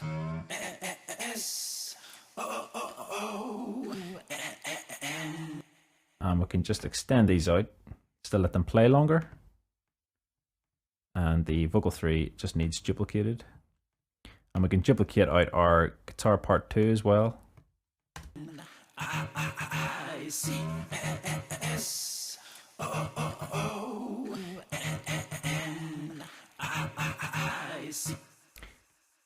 And we'll just duplicate out vocal 1 as well. Everything will be building up to this section here at bar 145. So everything's going to build up to there. And so we're going to bring in more into this breakdown now in the form of the chord that we made before, the chord synth. If we go back to see where we've got a chord synth here. Back to part 77, bar 77. We can just click and drag them over and drop them in at the start of bar 117. And we can just duplicate that out.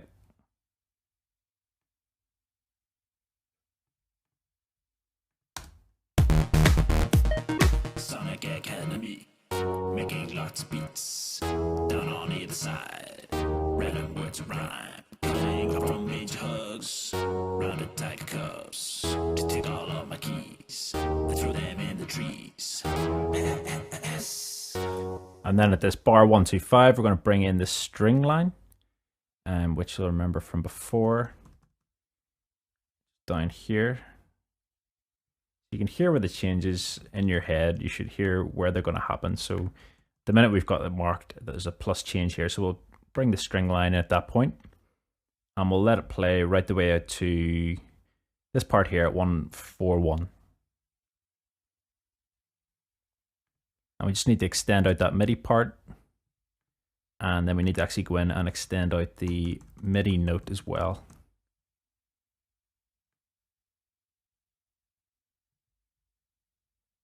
Need to turn our snap on there.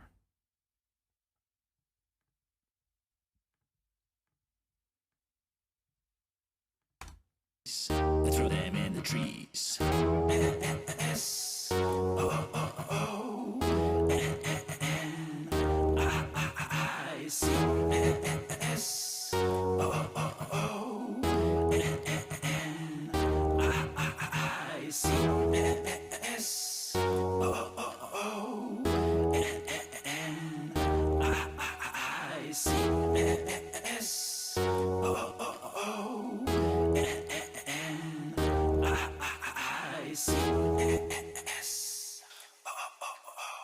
Okay, so if we drop the guitar part out, guitar 2 out at bar 133, where we've got noted that there's a minus change, and that's sort of symbolic of sort of building up to that point, and then something drops out of it.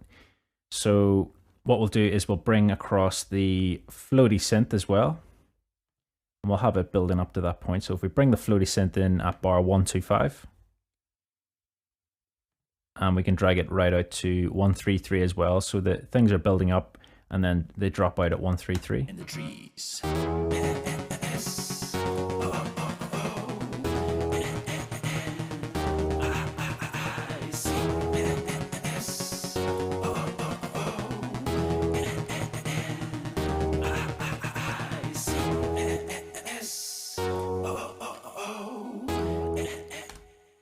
What I'll do is I'll increase the volume of the floaty synth across that part so that it doesn't come in just as loud. So if we make a wee automation point at either side, and then we can drag the initial point down. I'm in the trees.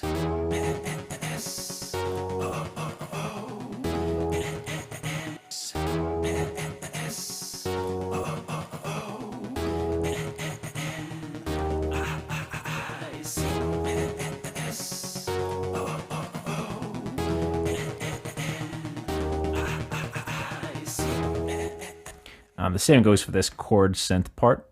I think the volume comes in just a bit loud at the start, so we can just make a couple automation points to have the volume coming up.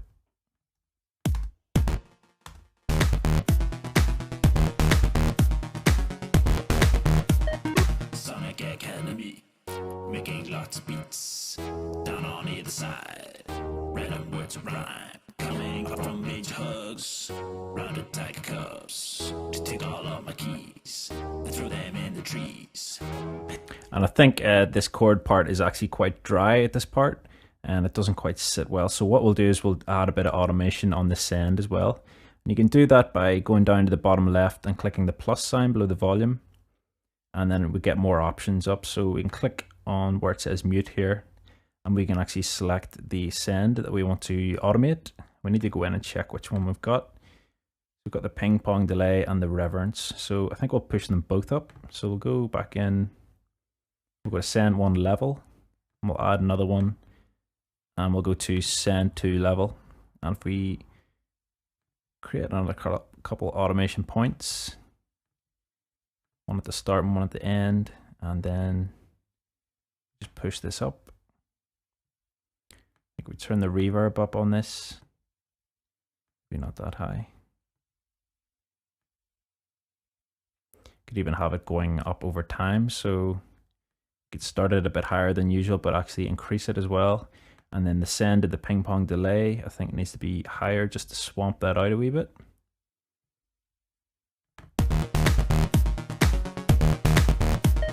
Sonic Academy, making lots of beats down on either side. Random words of rhyme coming up from major hugs. Rounded tiger cub.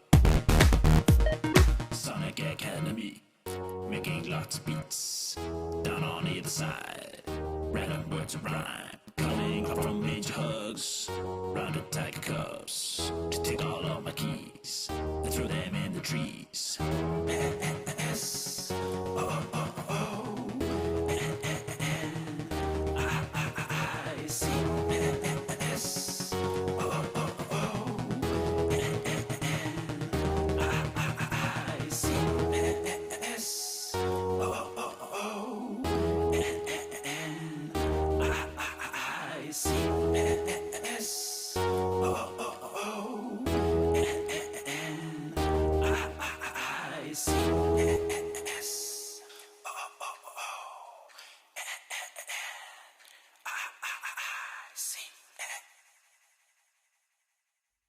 Okay, so that sounds fine there.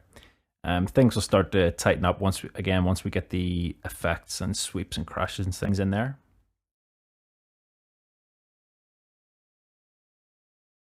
So we've got it building up to this sort of section here at 145. It's dropping into a vocal on its own here at 141. And we want to start building the song up here at this part and kicking back in, and we'll cover that build up in the next video.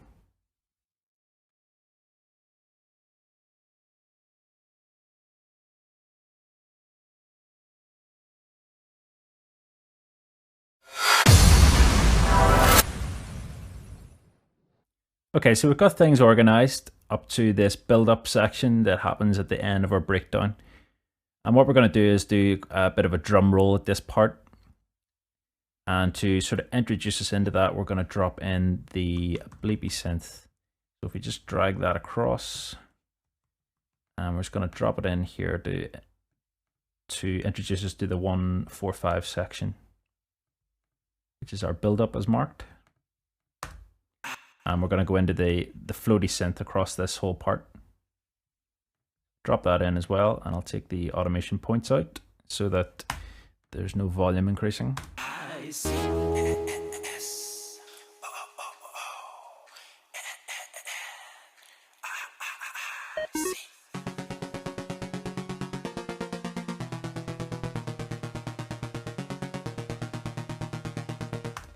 Okay, and this bleep synth, I'm just going to go into this track and I'm going to do a send to the ping pong delay. I'm going to turn it on, and then I'm going to go to the automation, and if we go to that wee extra tab, I'm going to go down and select the send level of the bleep synth, and I'm going to turn it up just for that part.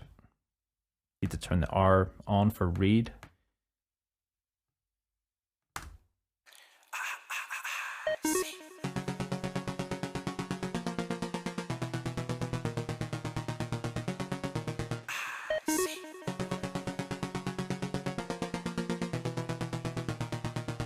And I think what we'll do is we'll actually put that sort of extra ping pong delay in at certain parts of the tune. So at the end of any sort of section, we think we should send some of that to the ping pong delay. Sonic Academy. And again, here at this breakdown. And do one here at this pre-drop.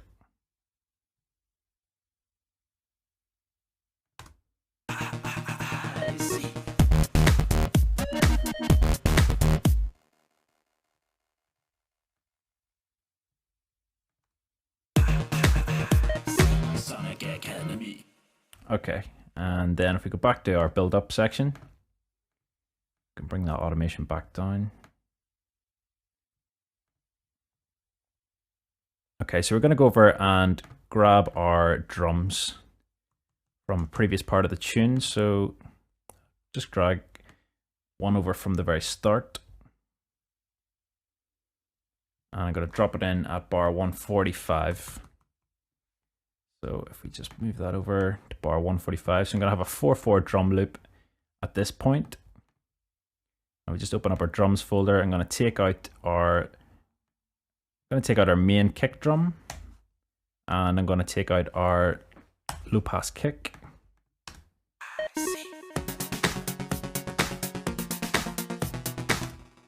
And then I'm going to go into the hats. I'm going to take out the open hat.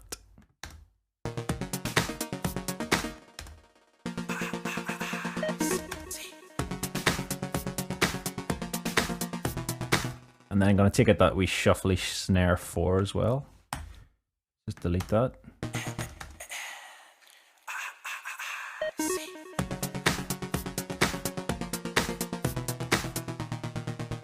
And then at bar 147 is where we're going to bring in our drum roll. So I'm going to just duplicate out that loop that we've done.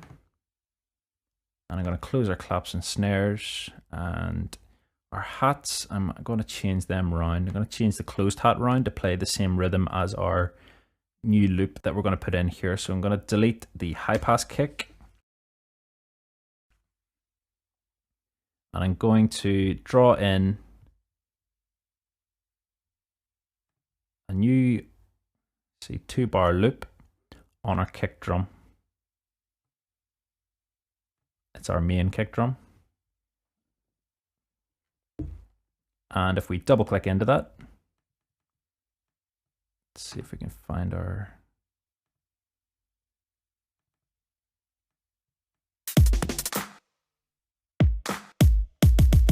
So our main kick drum is on C2. Copy across an old pattern just so you don't lose exactly where you are, but I know that it's on C2 here. So I'm gonna put in an 8th note, and I'm gonna have it repeating.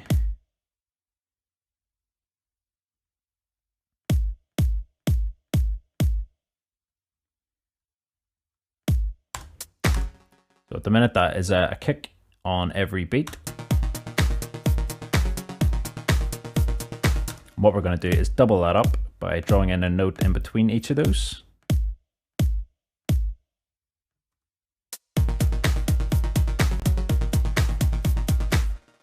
And I'm going to take out the last one so that there's nothing there.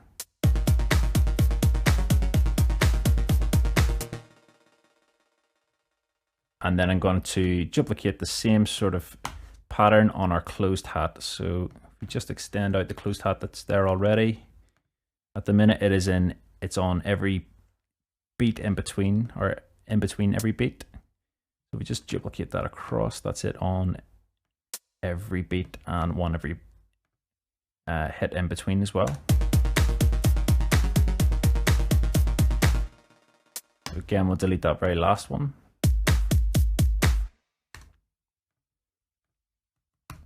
Okay, so that is our kick drum rolling its way up there. And I'm just going to automate the volume of that as well. So go down to the kick drum bus. I can actually just make a point, and then again, I'll make another couple in between that. If we make this one dip down in volume.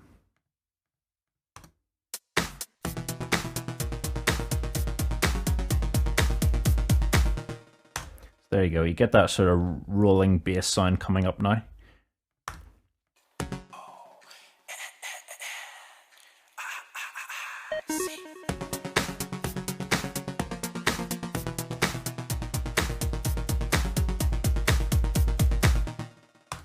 Okay, so the final thing we're going to do on that is just to drop in the bass line that we've been using throughout. So if we go back to our bass line, let's minimize these folders and hide that automation. So we've got our electro bass, and I'm going to grab the one that has a triplet shuffle on it. This one does. So if I drag that over, I'm going to drop it in at the very end, zoom in, and it's going to start at 147. And it's going to have that triplet shuffle at the end, and then if we just delete the rest.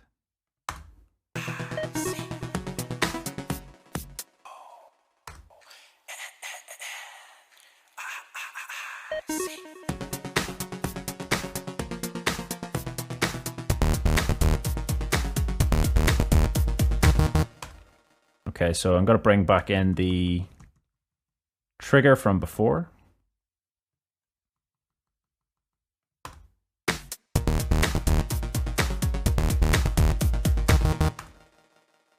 As it has an effect on that electro bass sound.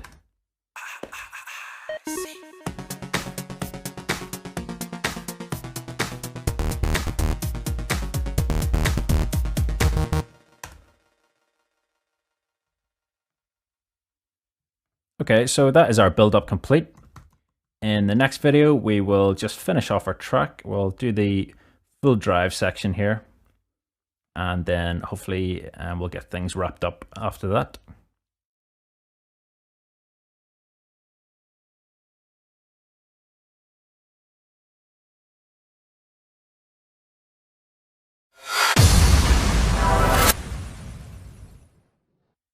Okay, so in this one, we're going to arrange our track out to the end of our song, and feel free to experiment with what I'm telling you to do. Things don't have to come in where I say so, and things don't have to come out where I say so. I've just marked on the top where there's a change and where there's the main section, where there's beats and things like that there. So, I mean, you can change it around, you can extend sections out, you can cut them down. It's up to you. So I'm going to have a trigger going the whole way to the end of our song. So firstly, I'm going to repeat that by holding the Alt key and clicking the bottom right box. And then going to drag a drum track from the start of our song, which I know has all of the drum programmed into it. So if I just paste that down, and I'll just snap it into bar 149. And then I'm just going to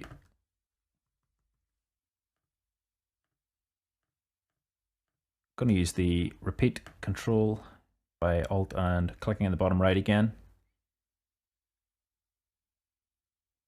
And I'm just going to make this the whole length.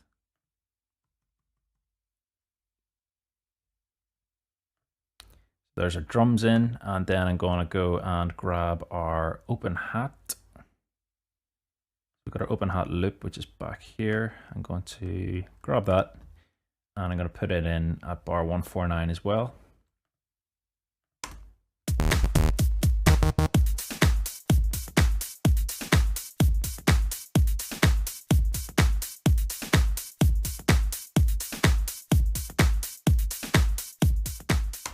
And I'm going to let them go right the way out to bar 181 here, where I'm going to just change things, going to take something out. So I'll take the open hats out at that point.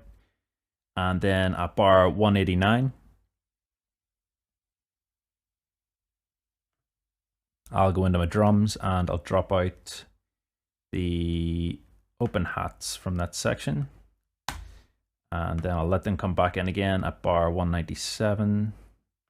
I'll also take out the snare 4. Gives that sort of shuffle. And then at bar 213, there needs to be another change. So I'll take the snare out again. I mean, you can take different ones out. You don't have to take snare 4 out.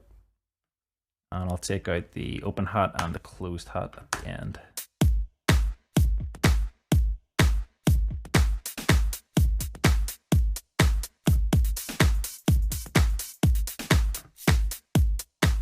So you can hear the transitions there. So we can close down our drums for now. And then obviously I'm going to bring over the main parts of our song now. So if we go back, we've got our guitar part. I'll bring my guitar part over. It's going to make our quantize a bit bigger.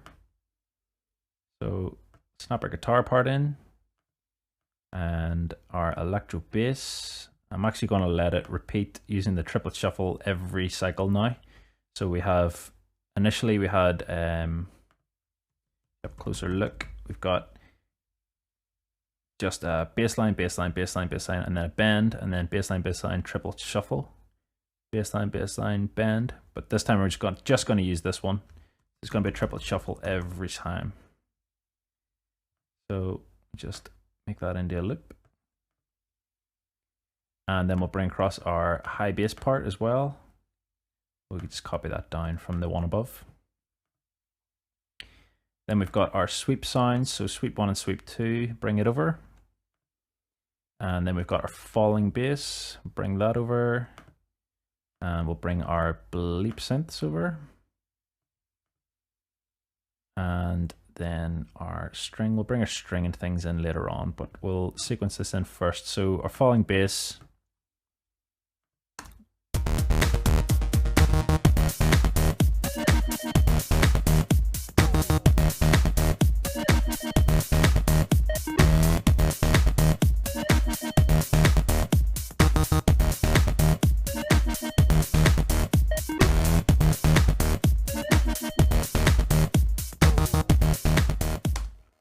So I'm going to let our guitar part play a good bit of the tune. So I'm going to let it go right the way out to the end here.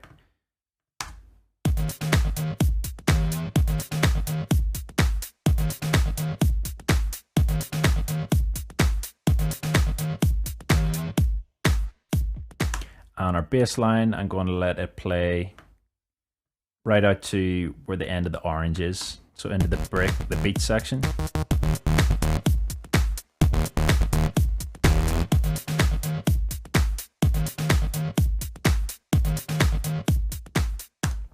And the same goes for the high bass part. And the same goes for our sweeps.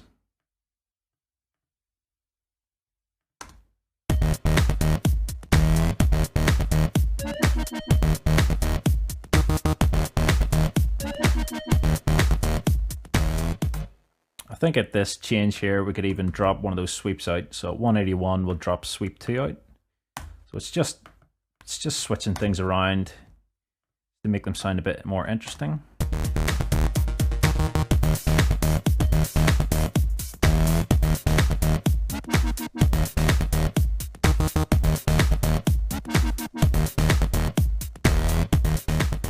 And then I'll bring our bleep synth right the way out to the end of our song.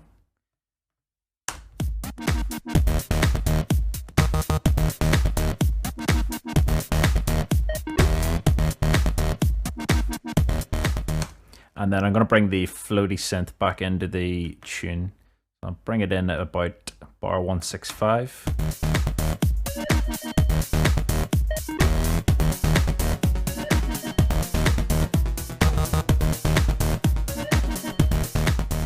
And I'll have it fading up in volume. So if I just move our automation points, delete these ones and bend the volume of this one down slightly.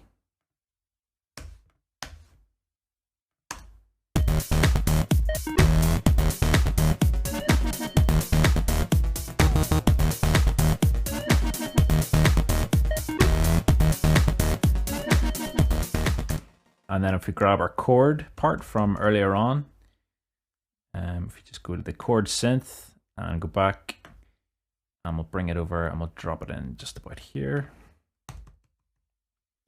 So 8 bars through the full drive, we'll bring the chords in.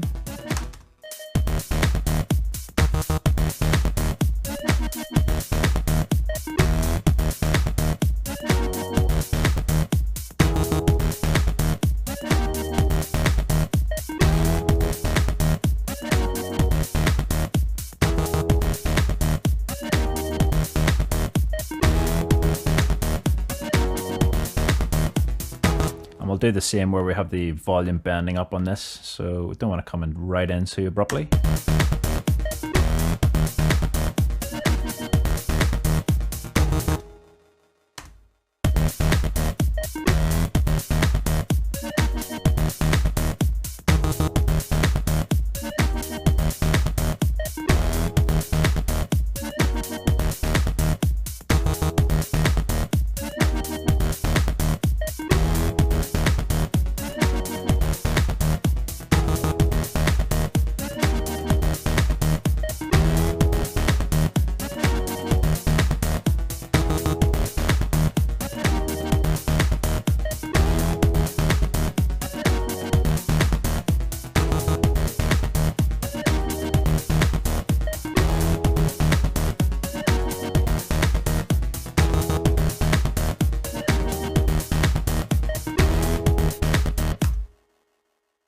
Okay, so the chord synth sounds fine there.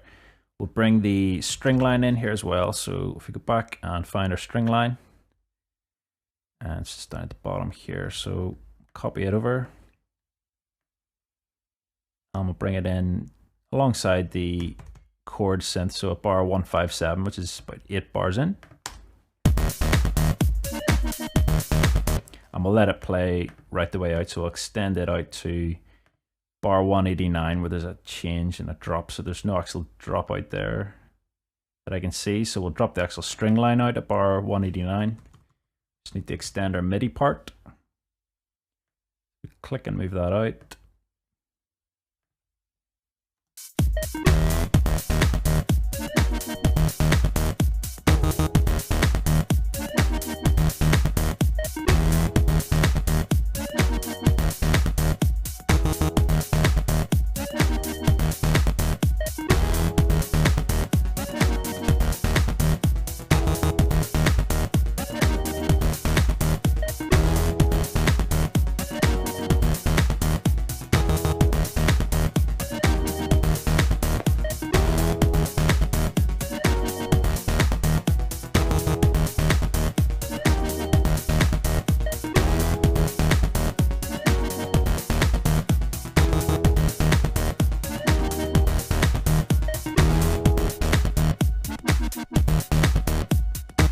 We can actually just start to decrease the volume of that string line across that part just to come back down in the line of where it started. So at -30, so we can make a point at -30.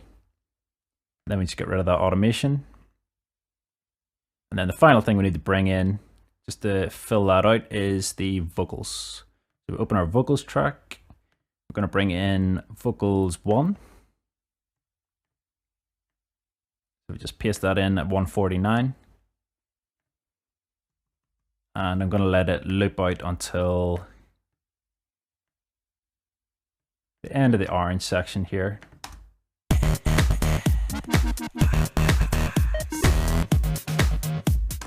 And then we can bring in vocals 4 as well, which we used previously. And we just paste it in.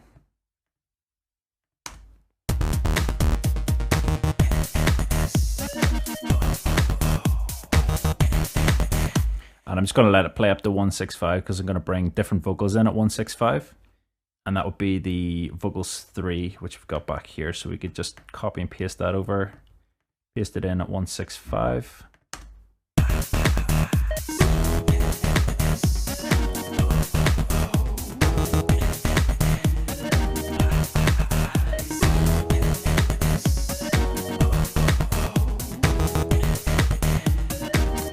think I'll just bring 2 of those backwards, and I'll just go into the automation and I'll bring the volume up on that, just so it comes in with the rest of the things. So make a couple points.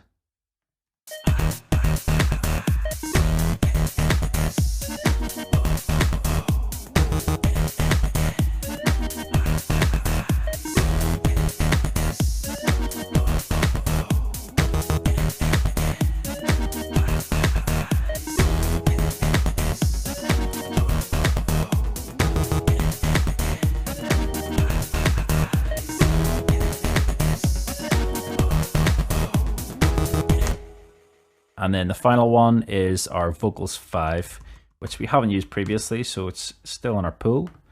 Just go and grab it and just drop it in and start it at bar 149.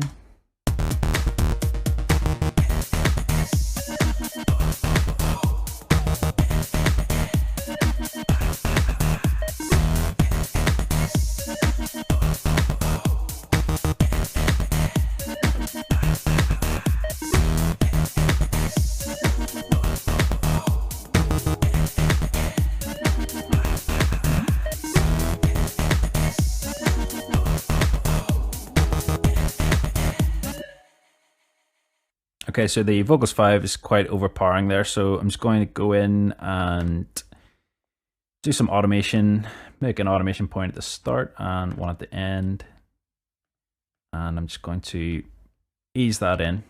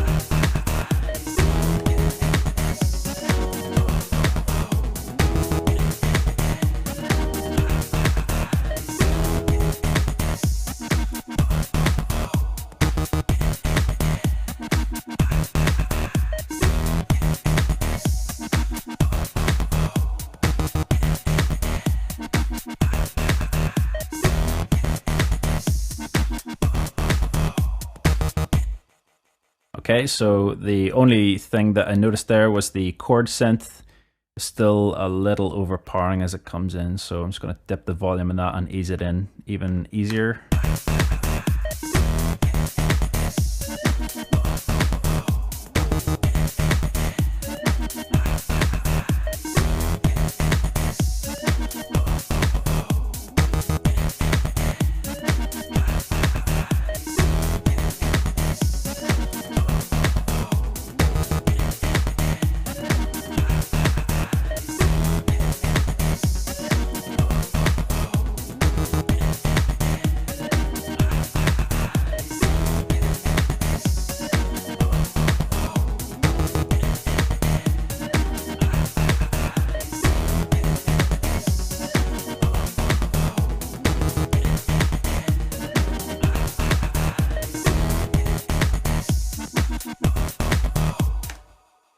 Okay, that sounds great. And then everything plays out to the end of our song.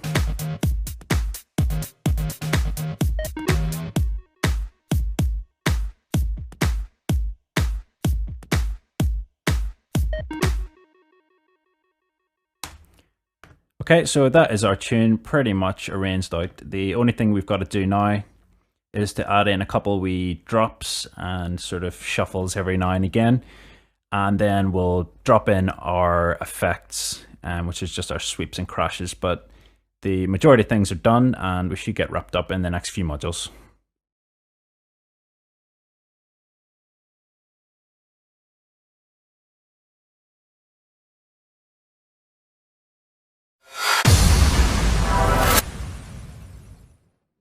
Okay, so one of the final things we're going to want to do in our project, just to liven it up a wee bit, is to drop a couple drums and things out.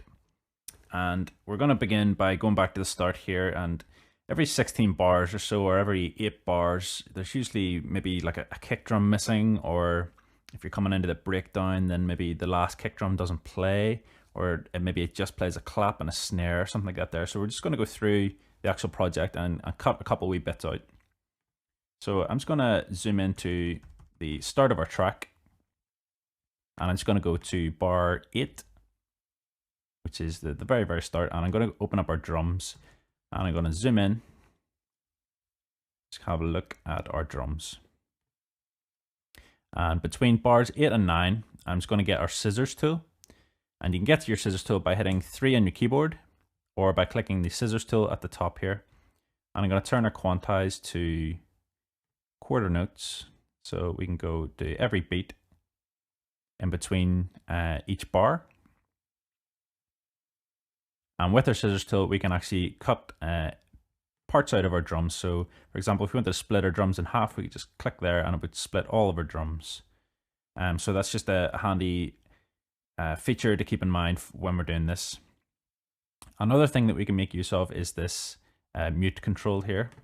And what this does is if you click on any of your MIDI parts or audio parts, instead of deleting them, if you're maybe not sure that you want to get rid of it, you can just mute it as opposed to deleting it from your project. So if, for example, you wanted to delete all the drums out between bars 8 and 9, you could just click that with your mute tool, and that would just play nothing. It would just skip that part out. So clicking it again will bring it back to life again, so you could actually just mute individual parts out. So you can maybe just click on the kicks. So what we'll do is we'll mute our kicks there for between bar 8 and 9, and we'll take out the open hat and the closed hat as well.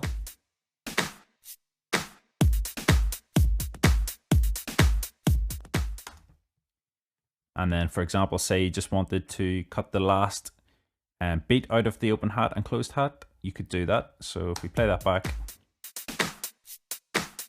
so you didn't want those last couple wee hits. So what we could do is grab our scissors tool, and if we zoom in, we can cut the last beat out, and we could get our mute tool and just mute those two.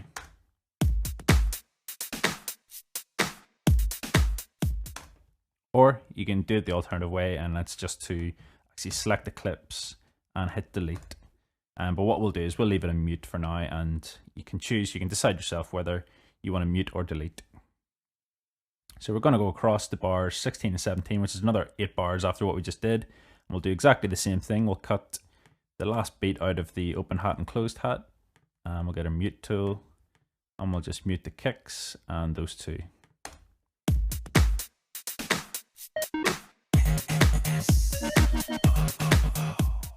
You can hear that sort of dropped into that sort of bleep sound at the last bar.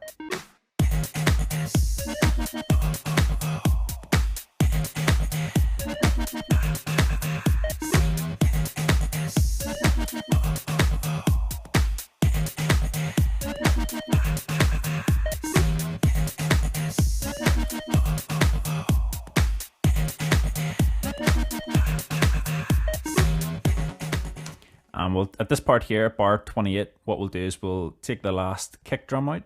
So we can go to our kick section, get our scissors tool, and we can click on the last beat of that bar. And we'll also cut the last beat of the open hat and the closed hat. And we'll just mute all 3 of them.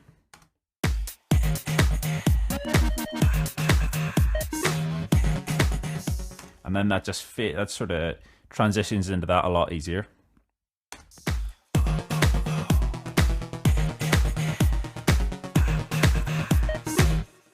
And for this next part, what I'm going to do is actually repeat a part of the drums. So we've got this sort of clap. We've got our kick, clap, clap.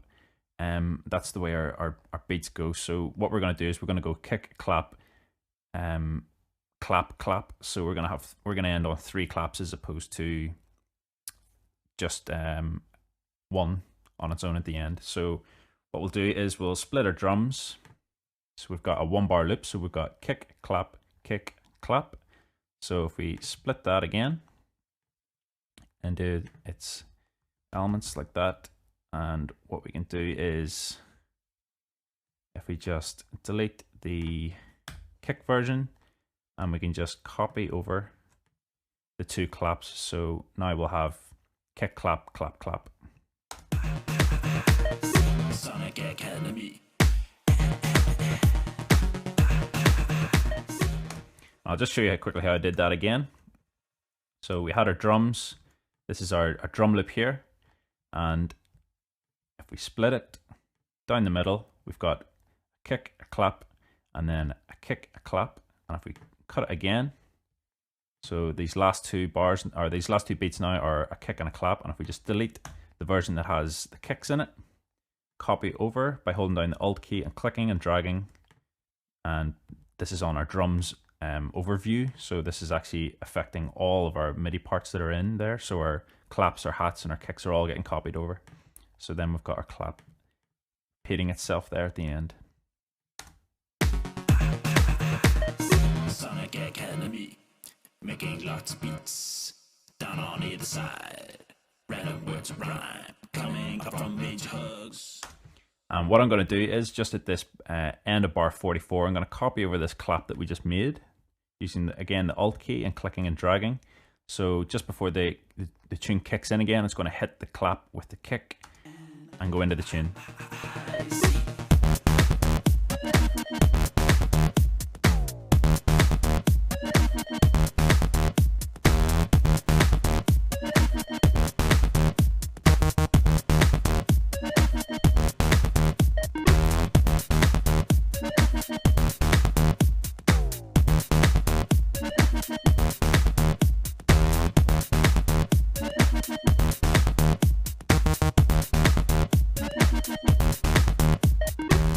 So I think we need something to happen here at bar 60. And what we'll do is we'll split our drums down the middle there at bar 60. And we'll just zoom in a bit. And what I'm going to do is I'm going to mute out our kicks.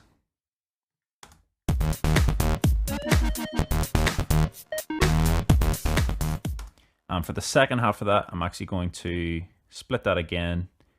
And I'm going to mute all of the drums at the second half of that bar.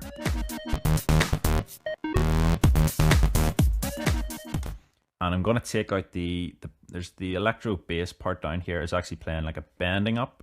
I'm going to cut that, and again, you can mute or delete. I'm just going to delete in this case.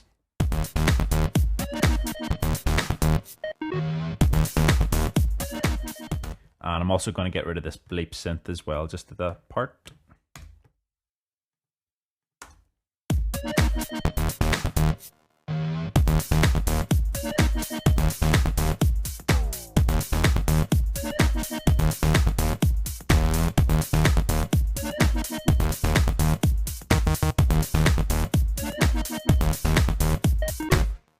And then at this part here, we're going to cut this as well. So what I'm going to do is cut it here at the last bar, or the last beat of bar 68, which is just leading us into this change section. So it's just going to transition us between these two parts. And what I'm going to do is I'm going to grab our mute tool again by 7 on our keyboard, or if you click on the big X, we can delete some things out. So I'm going to delete the kick, the open hats, and the shaker. I'm sorry, I'll just delete the actual hats overview.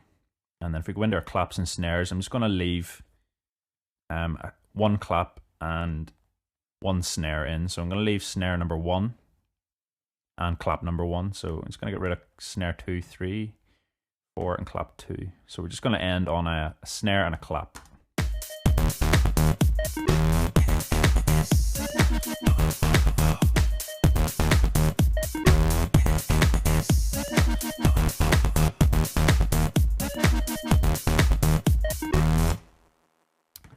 I've actually unmuted that by accident, so I'll just redo it again. So snare 1 I'm going to keep in, so 2, 3, 4, and leave clap 1. And then our hats and our kicks are going to go out.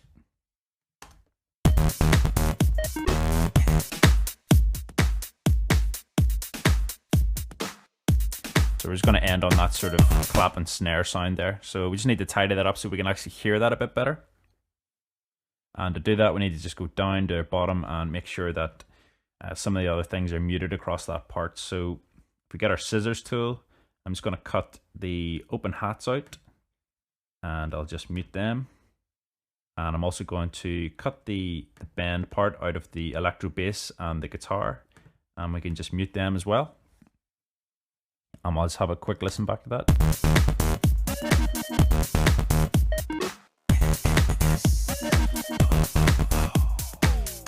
I'll just have a listen back to that with the actual bass in as well.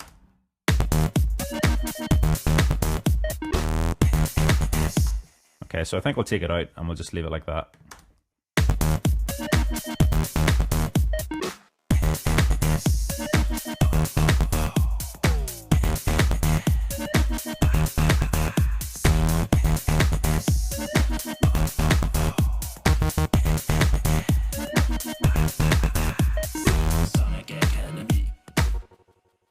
Okay, so at bar 76 here, we're gonna do the same thing that we just did back here at bar 68. So we're just gonna do the same thing, cut our hats. We'll leave the guitar bend in maybe, and then we'll take again the hats from our drum clip and the kicks out, and all of the snares apart from snare 1 and clap 1.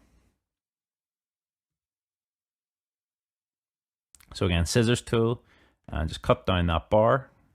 Down that beat, and then we can just start muting different parts. I'll leave snare 1 and clap 1, take out the hats and the kicks, and then we'll just cut our guitar and cut our open hat,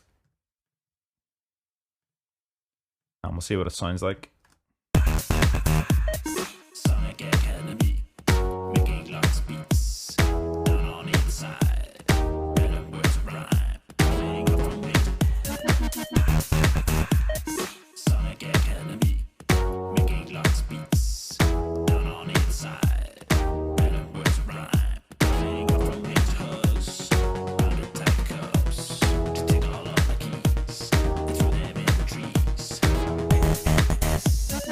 And then at this bar 83 here, I'm just going to mute all of the drums from 83 to 85, just leaving that part empty.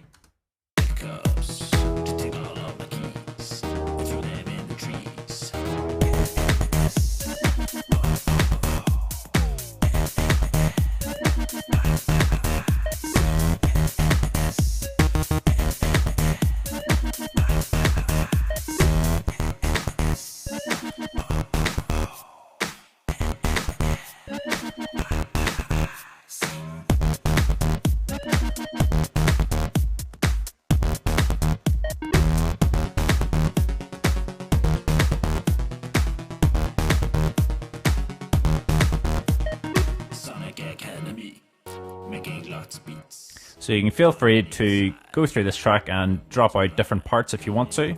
You could maybe add in a couple more drops in between this change here, or just before this pre-drop part, you could do it in there.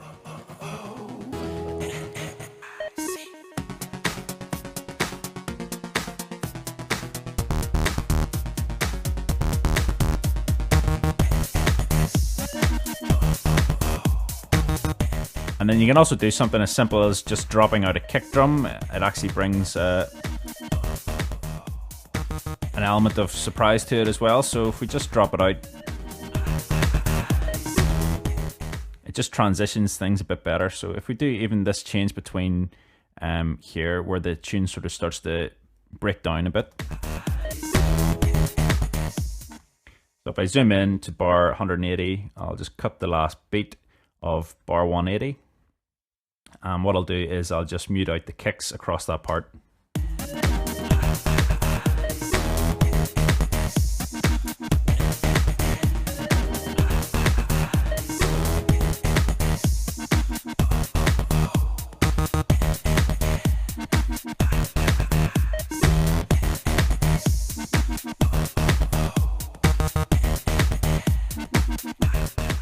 And then we've got this big change from actually having a bass line there to just the beats at bar 196 here. So I'm gonna make a cut have a listen to it first.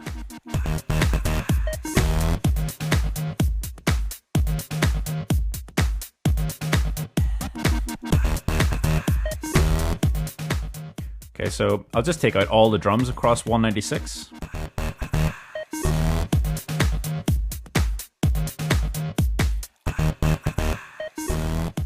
And this sort of bending up sound is almost introducing the bass line to continue on. So what we're going to do is just eliminate the bending up sound completely.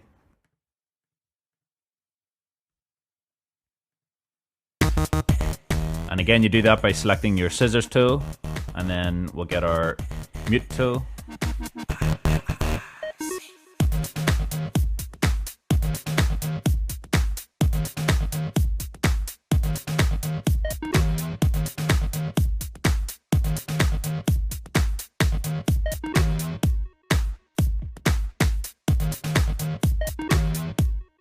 And then this last beat of bar 212 will just drop out. We'll drop out the claps and snares. Or maybe we'll just drop out all the drums. Okay, we'll drop out the claps and snares. And we'll also drop out the kicks. And we'll drop out the hats as well. And what we'll do is we'll leave clap 1 and snare 1 in.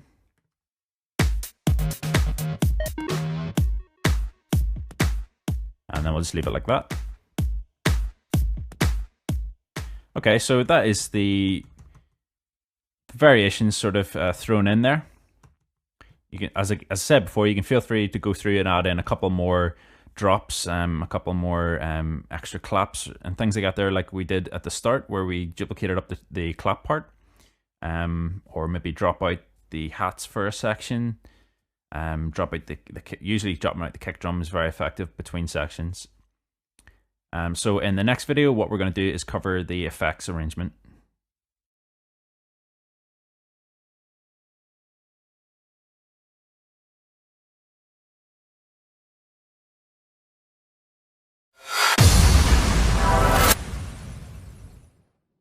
Okay, so the final couple of things we're going to do is put in some effects, sweeps and crashes and things like that there, just to tie everything together, make the transitions sound a lot better. I'm just going to tidy up our screen here a wee bit first of all. So I'm going to add a folder track, and I'm going to put in, I'll do a bass folder, and I'm going to grab our electro bass, grab the high electro bass as well. Falling bass. Probably put our guitar in there as well. Actually, I'll maybe make a separate folder for that. So I think that's all our basses. And then we'll just hide that. And then I'll make another folder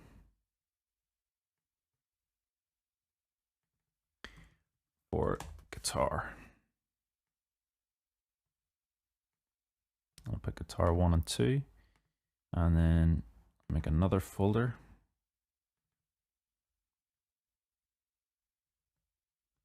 I'll just go for a generic synths one, and we can drop in our chord synth, our sweep 1, sweep 2, and bleep synth. Should all fit in there. And we can drop our floaty synth in. And we'll put our strings in as well, just to make it nice and neat. And then our drum loop here, we've got our open hat loop here, which is not been assigned to anything. We'll just move it into the drums folder and keep it at the top. Okay, so let's crack on with our effects now. So I'm going to first of all create a folder for the effects. So I'm going to go down, add folder track, and we'll just call it FX. And then I will add a few audio tracks. So I'm going to add in 4 audio tracks, all stereo. And if I shift and click over all of them and just drop them into the effects folder, call the first one FX1, FX2, FX3, and sweeps. And if we go to our pool by Apple P or Command and P or Control and P on a PC, or again this button at the top, and we can go to our FX folder. The first one I'm going to grab is our Crash 128, and I'm going to drop it onto our FX2. And I'm going to go into our FX2 and set up our send to the ping pong delay, and I'll send about -4 dB.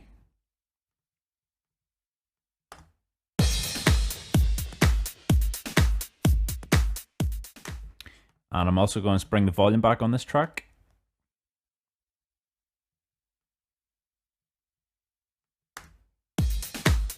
Okay, so that sounds about right there. Okay, so our crashes and things are going to happen pretty much on most 8-bar sections or 16-bar sections or 32-bar sections. Basically, you just listen through the track and you'll know just by listening where you should hear a crash. You can go back and reference the track that you've copied in the case of the arrangement, and make a note of where you hear crashes or sweeps and bangs in that there, and then just go through and apply the exact same technique to yours. So what I'm going to do is go through and put it on the sort of generic parts. So it's going to be a crash coming into the breakdown. So if we play that.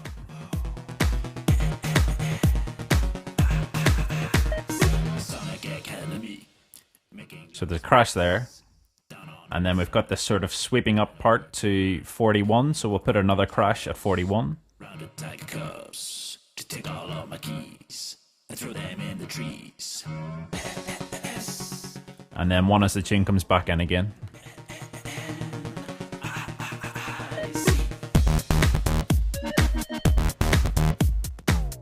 And then there's a change at bar 53.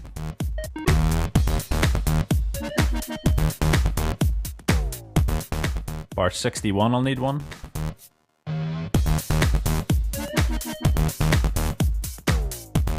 And again, another 8 bars. And then into the pre-drop, we'll drop one in there. And then coming out of that, just going to edit the volume of that chord synth there. It comes in a wee bit strong. So we go to our synths and go down to the chord synth and open up the automation. And just across this part, it's going to bring the volume down slightly.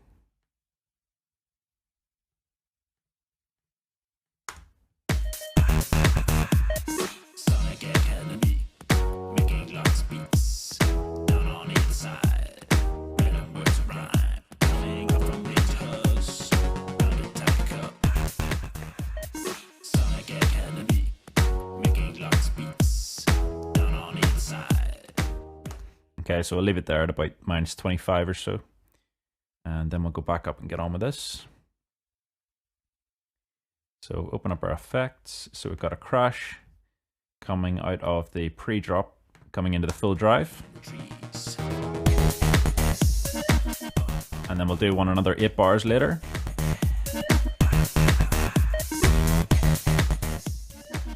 And then one coming into this breakdown.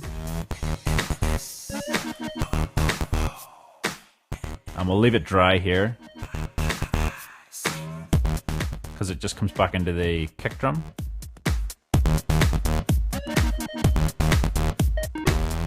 We'll let that play out and then we'll introduce it again at this section.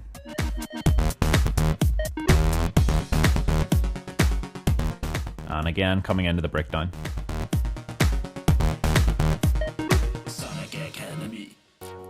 And then we'll just put one on the change here.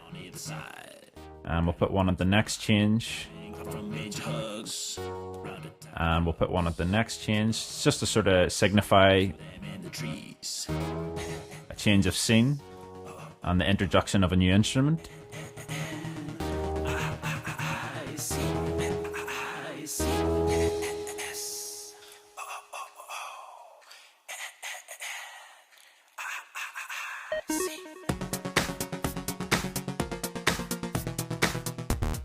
And then again at the full drive.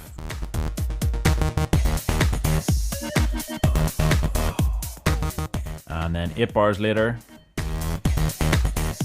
and again another 8 bars,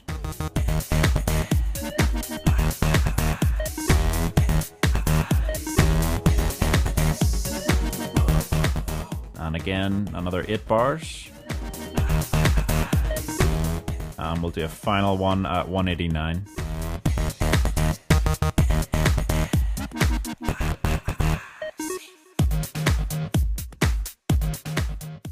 Okay, so that's enough crashes for our track. We'll continue on with this in the next video, where we'll bring in a filter noise sweep that will play alongside that crash in many instances throughout it.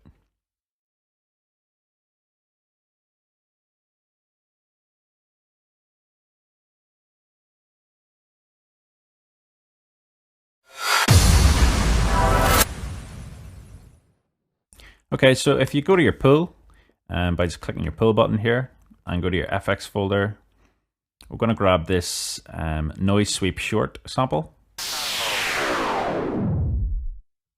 And if we're just going to grab it and drop it into the FX1 track. And what we're going to do is have this playing pretty much alongside our crash cymbal. But at the start here, we're just going to have it separate. What we're going to do is bring in another filter noise sound in just before here, which plays a similar sort of sound, and then it'll transition into this at bar 17. It's just a bit loud. So we'll go in and change the volume here.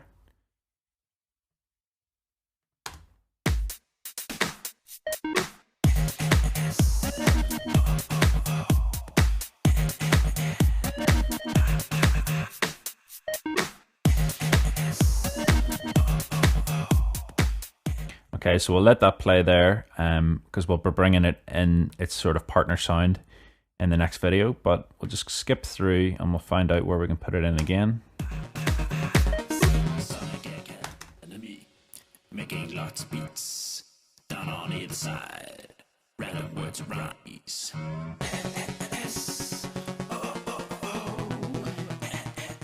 So I think we'll bring it in at this main section.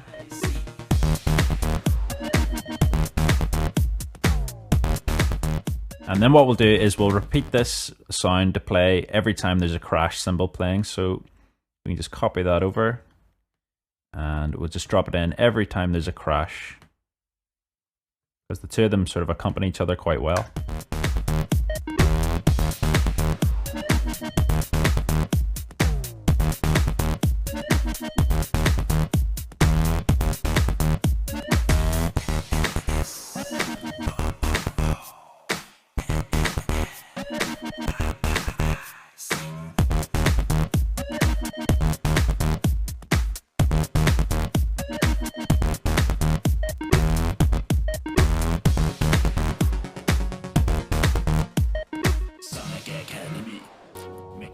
Okay, so we don't need one there coming into this break. So we get rid of that one.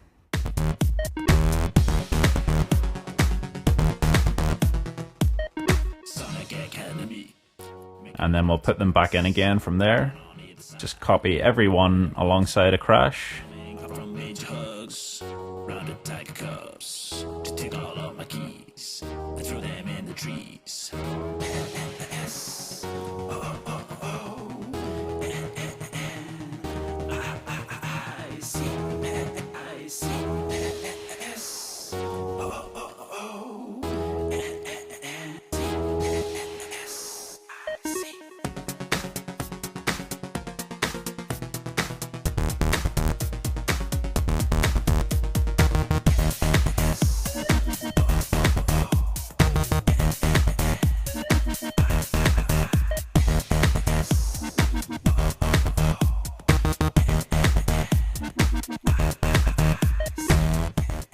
Okay, so that sounds good there. In the next video, we'll bring in the sort of partner sound for that there, which is the filter noise sweep.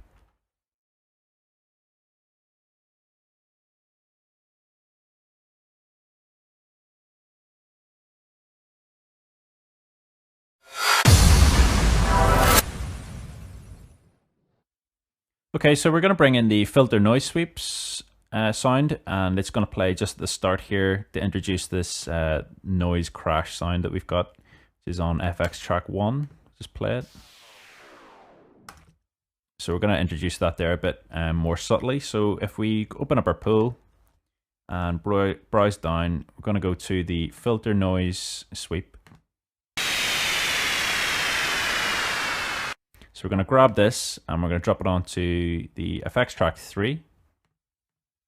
And you can hear that was quite loud, so I'm going to go into FX3 and bring the volume down.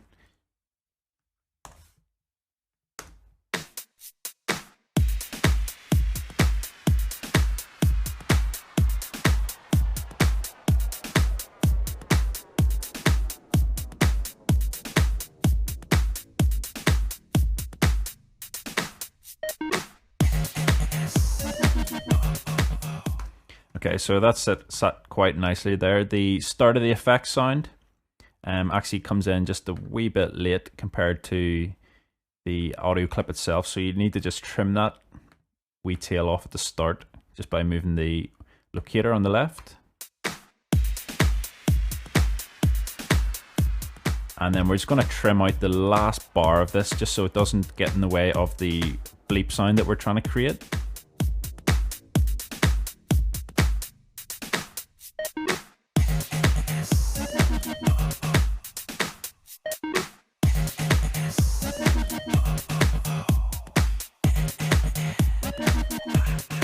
Okay, so the next place we're going to put this in is further on down the track. It's not till the sort of breakdown section over here.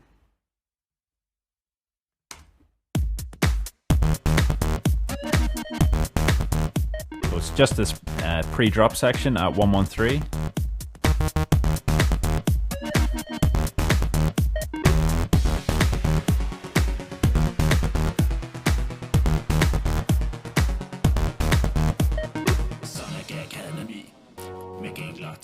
And what we'll do is we'll actually trim that to fit just to the end of bar 116 so that the crash sort of takes it away at the end. And because we've got the filter noise sweep there, we'll take out the noise sweep sound that we put in prior to that.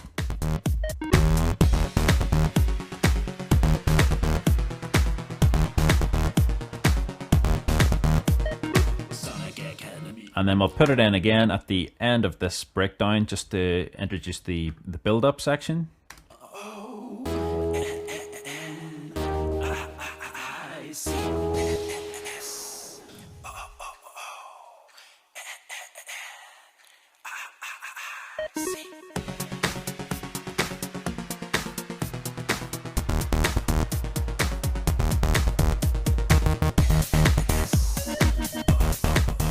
So again, we'll cut it short at bar 149, and then we're going to introduce another sound here that'll sort of build up across that section, and it's the silent rise part.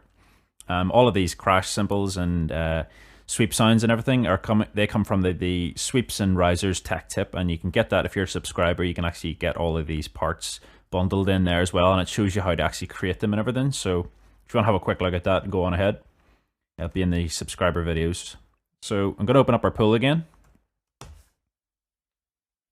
And the thing we're looking for is called the Silent Rise 128. And we're going to just drop it onto our track here. And it's quite long, so we're just going to trim it down a wee bit. And then going to put it onto FX track 1. It's the only one that's free there. And let's play it around, see what it sounds like.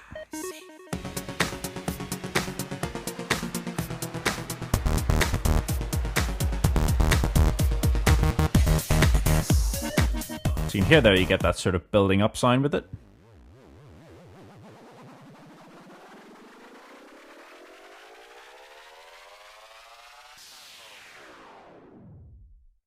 And what we want to do is send some of that to the ping pong delay. So if we go into your FX1 and go to our sends, we'll set up our ping pong delay. And we'll send, again, just about -4 dB.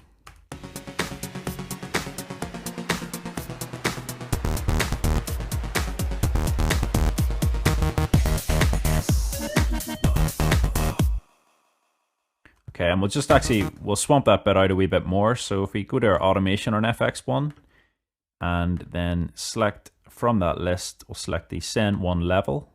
We'll hit the R for read enable. And just across this section, we'll actually send all of our signal to the ping pong delay.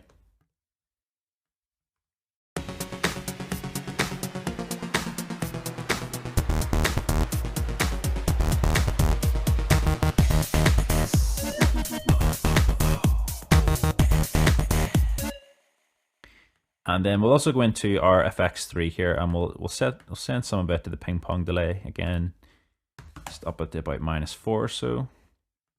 And I'll just send some of the filter noise sweep to it.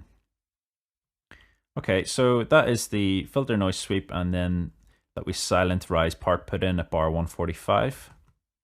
In the next video, we're going to finish it off by bringing in some big white noise sweeps just to finish and tidy everything up and tie it all together. So I'll see you again in the next video.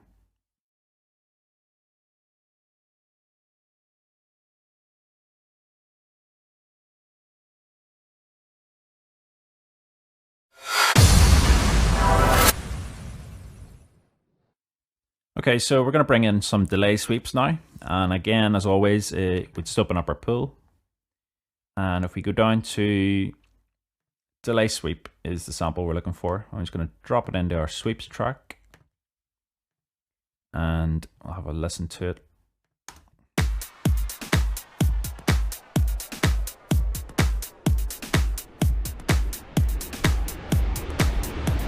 Okay, so you can hear that that's really quite loud. So it's going to kill about -30 dB just to make it very subtle.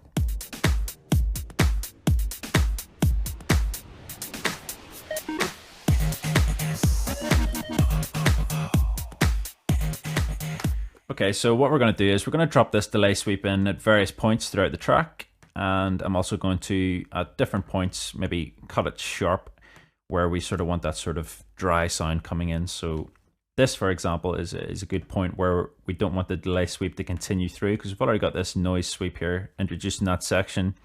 So we can actually just trim that sound down, and we can cut it actually short just here where we've got the bleeps coming in. So if I have a listen to that.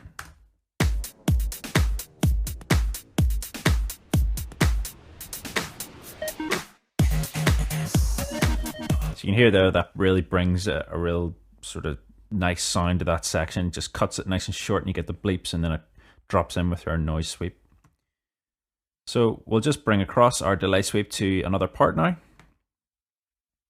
And that'll be at bar 31 where we're going into our breakdown. So because we're quite, delay sweep's quite messy and quite white noise, it's based around the white noise. So we can sort of just have it fading across the general sort of area. It doesn't have to be exact where you place it. What I'm going to do is have it sort of peaking just around about bar 31.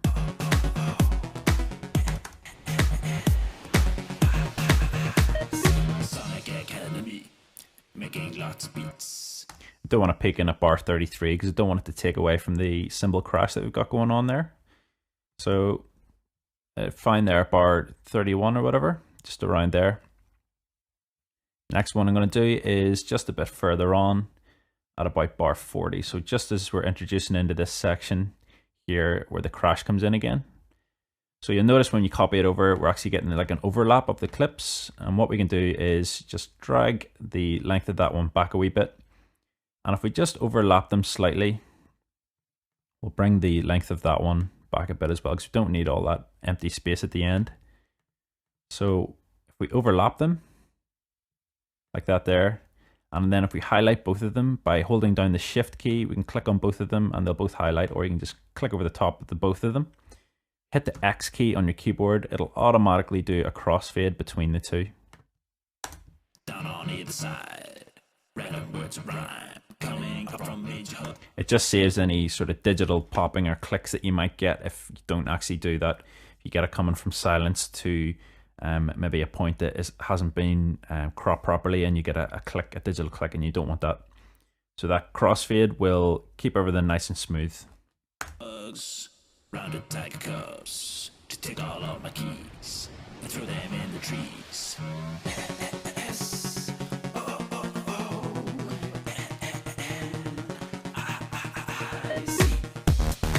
And then we'll do another sweep up that cuts short at bar 45.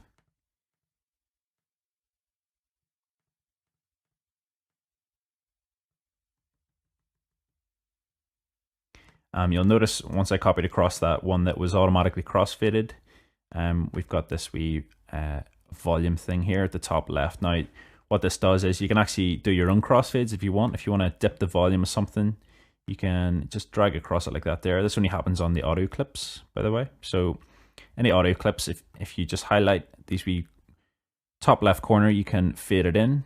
Top right corner, you can fade it out. And then you've also got a volume control in the middle. You can adjust the actual volume of it independent of the track. If you just move it back to the left again, that's fine. And we'll just move this and we can highlight both of them, hit our X key, and that'll crossfade again between the two.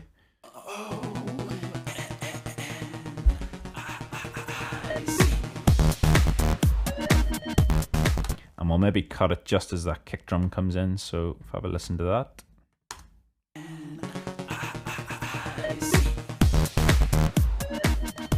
I think we maybe needed just a bit more of the white noise, so move that across slightly.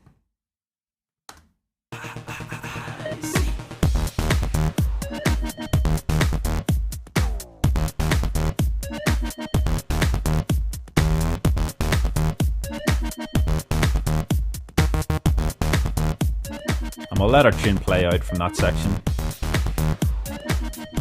And we'll bring our fade back in later on as we introduce this pre-drop section at bar 77.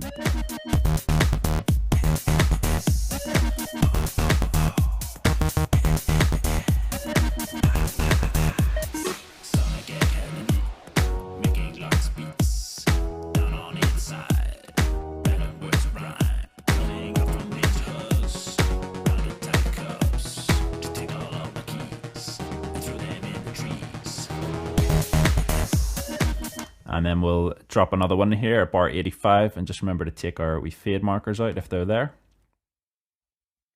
And then we'll skip across to the next point where there's a break. Got one here at 101, so we can copy across that.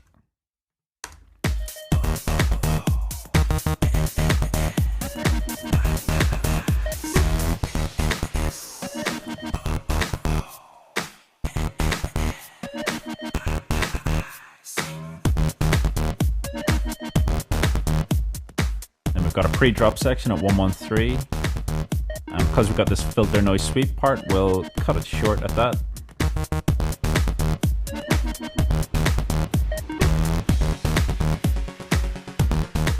And we'll do another one at 117. Sonic Academy, making lots of beats down on either side. Random words of rhyme coming up from major hugs. Rounded tiger cups to take all of my keys and throw them in the trees. And then we'll just swamp this section with sweeps.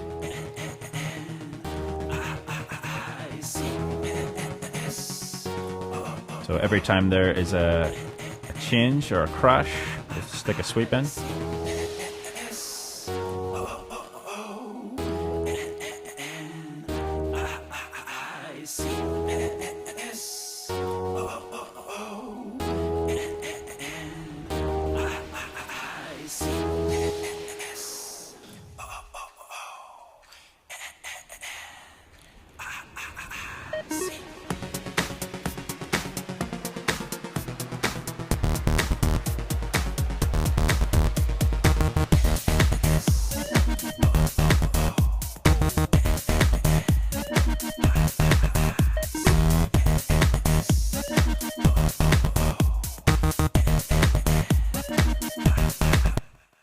I'm just adjusting the end of this one here so that the crossfade isn't too severe. So if we do it now, we should get a nice crossfade.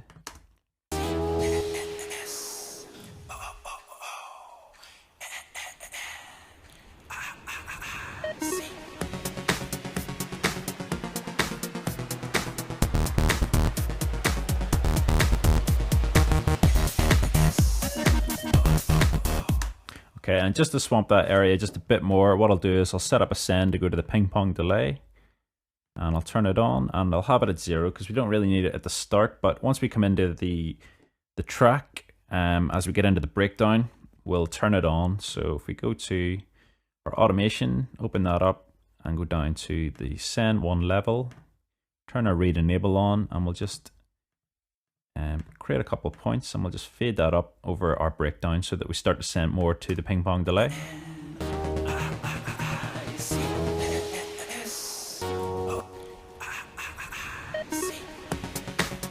And we'll just leave it on for the remainder of the track.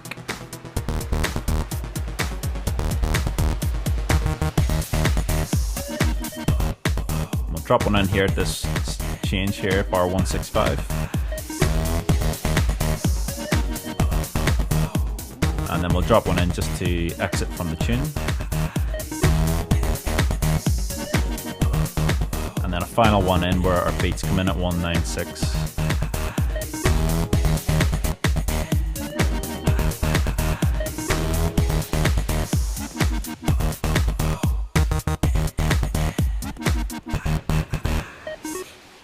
And we want it to be nice and short cut there, so we'll do that sort of clipped version.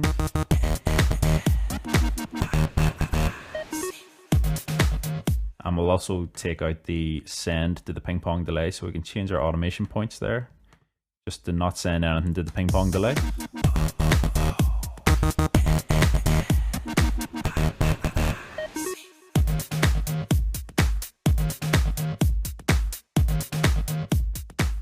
Okay, so that's all of our sweeps put in. I'm just going to drop in one more.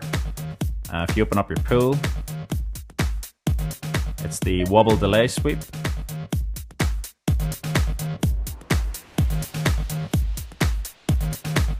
I'm just going to drop it in two instances.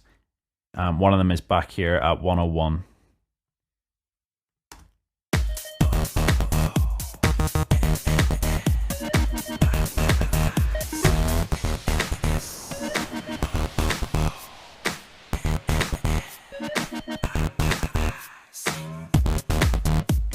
And the other instance of this is going to be right at bar 1 of our song, just to introduce the tune.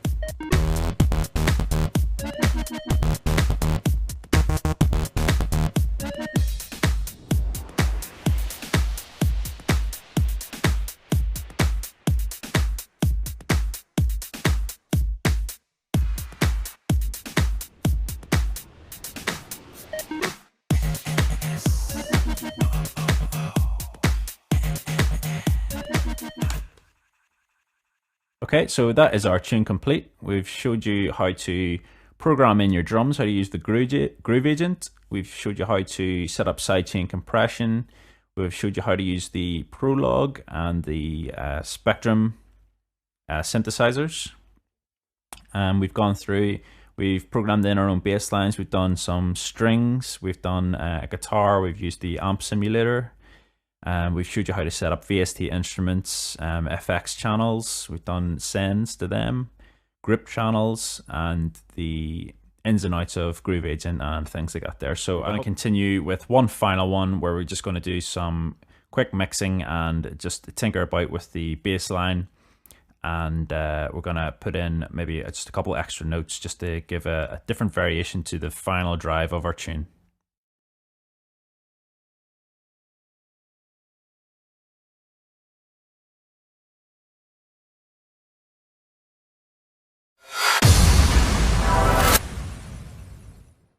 Okay, so we're going to have a listen back just through a couple of the different components of the tune and just do a couple of tweaks. I don't think the bass line's sitting quite right in the mix. So that's the first thing I'm going to have a look at. So I'm going to go to the bass and it's going to loop around the bass section. And if I just open it up and solo it.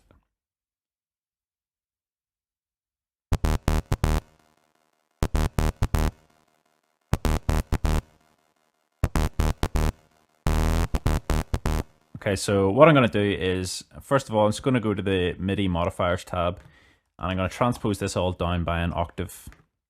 And then I'm going to go back into our Prologue, and I'm just going to change the order of these around. At the minute, it's a sawtooth sine and then the square.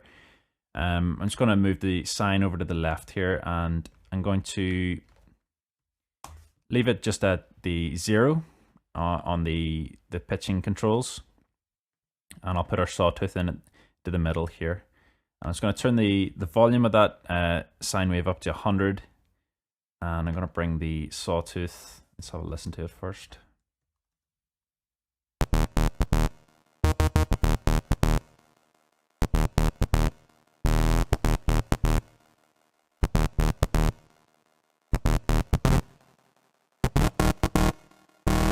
So at the minute the sawtooth is very low, you can't really hear it, but just listen to it on its own. At 0 there, it's a wee bit gritty, a wee bit low, can't really find the tone. So I'm going to use it just as just to give it a bit of an edge in the midtones. So if I bring the volume back, I bring the sine wave in.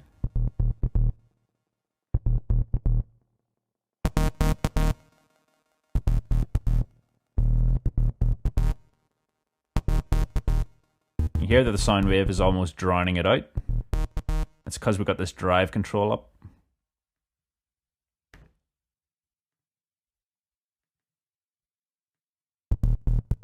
I'm going to leave that just around there. Just adds a bit of grittiness to it. And then if I bring the square wave up,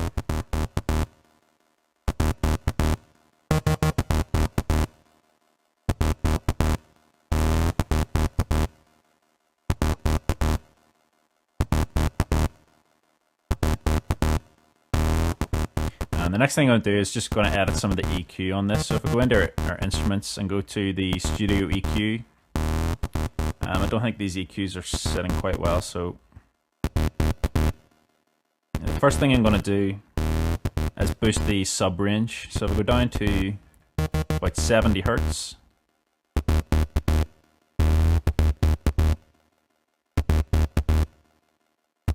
going to do a boost around there, and then I'll turn this one on again.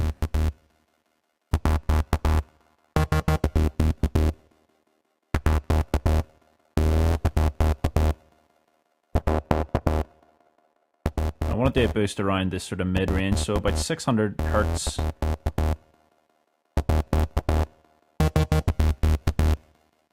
Just a slight boost. And then I'll turn this one on. I'll make this one slightly higher, but not too high. It's a wee bit too fizzy up there.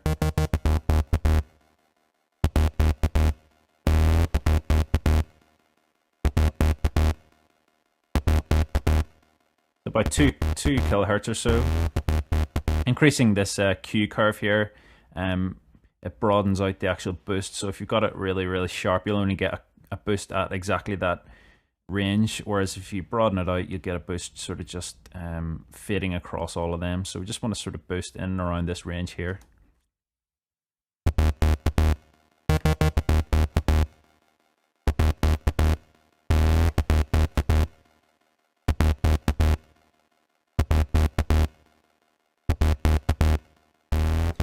Compress this a wee bit harder as well.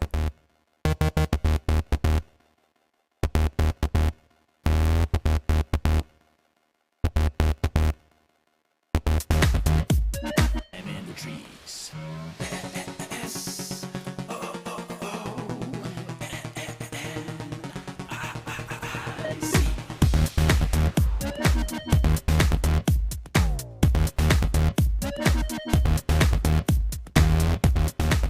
And then I'm just going to go into the guitar part here. I think the bass line sits fine there the way it is. The guitar part is just sort of, it's got a wee bit of a range in the middle that I'm not happy with. And the sort of lower mids is muddy and getting a wee bit muddy with it.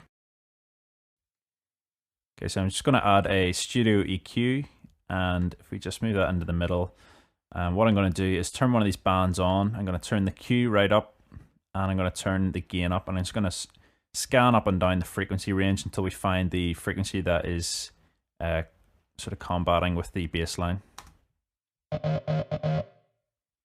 You'll be able to hear it. It's very resonant sound, and it's just in the sort of low range here. So as soon as we hit that hit the resonant sound, you should hear it quite loud.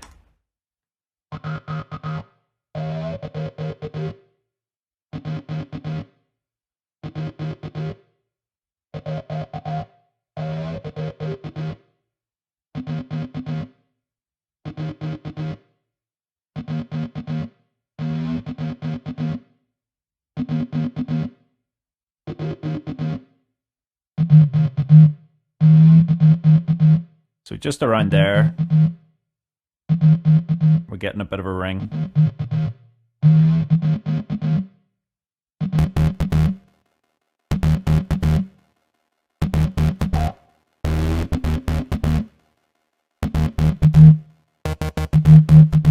So I'm just going to cut. We just reverse the gain on that.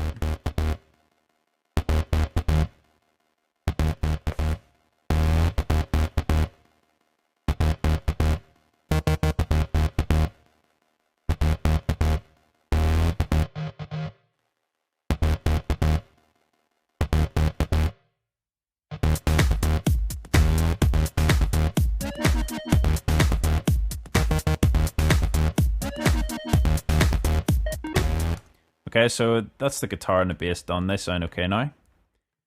In the next video, we're going to just adjust the levels of the synth sweep sounds there, and I'm going to just introduce a new sound, or not a new sound, a couple new notes into the bass line just to give a bit of variety to the end of our song.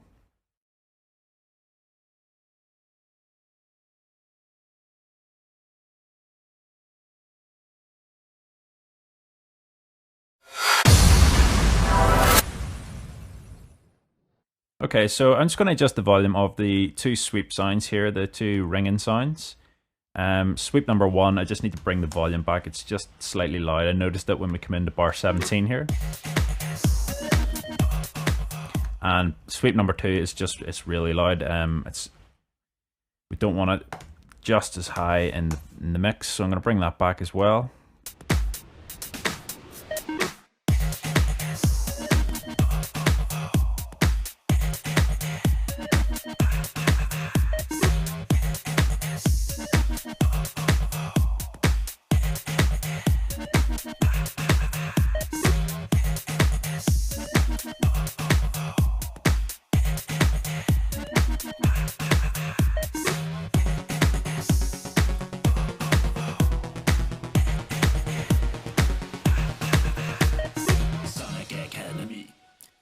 Okay, so that sounds fine now. And one last thing we're going to do is put in a couple extra bass notes. So got our electro bass track here, and at the minute we're playing a very standard sort of dig, and it's all one note, and we've got the bend as the only variation. So what I'm going to do is introduce another note, and I'm just going to scatter it throughout the actual track at the start, and then I'll have it playing at full at the end. So go play about on our keyboard until we find something.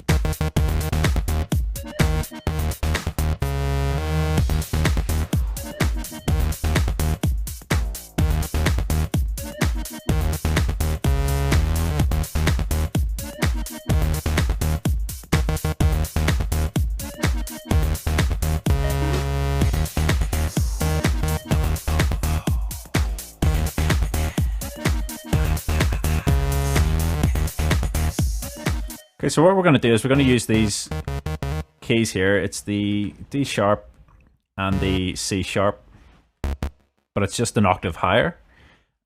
So we're going to have it playing, instead of this first note being the D sharp 1, we'll have it D sharp 2, and we'll play the C sharp as the bend comes in, but we'll have that all playing at the main drive. So if we go to the main drive,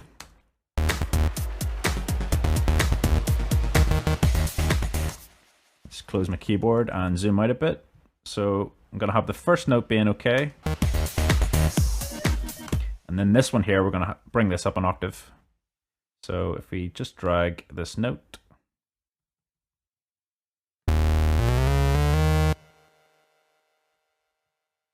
And I'll just make my quantize a bit sharper.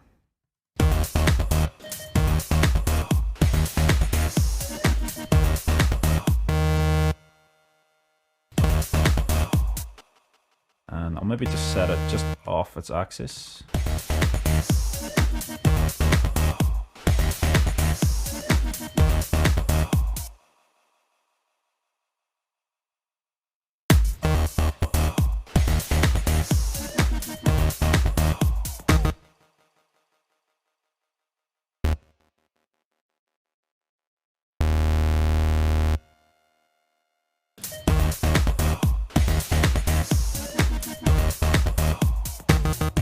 Okay, so it actually sounds good there with the initial hit being the D sharp 1, and then we just put the D sharp 2 in just after it.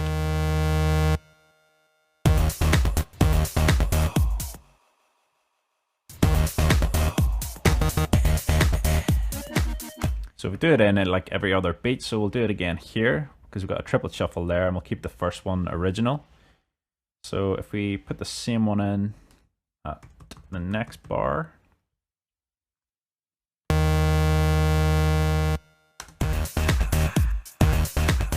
so again, I've got the snap off here, so I can just draw that in to bend up to that note.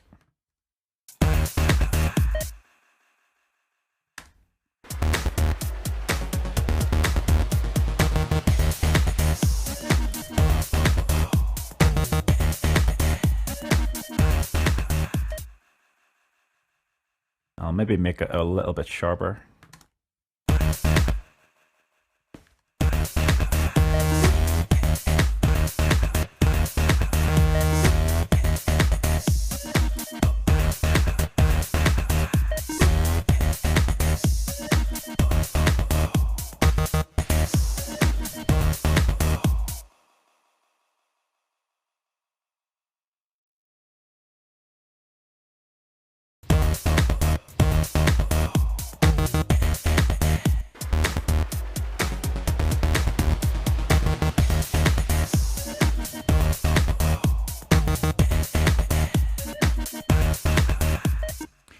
And then just as we go into this bend, we're going to go down to C sharp up here, and we're going to let it bend on its own using the portamento controls, which are already in. So I'm going to turn my snap on.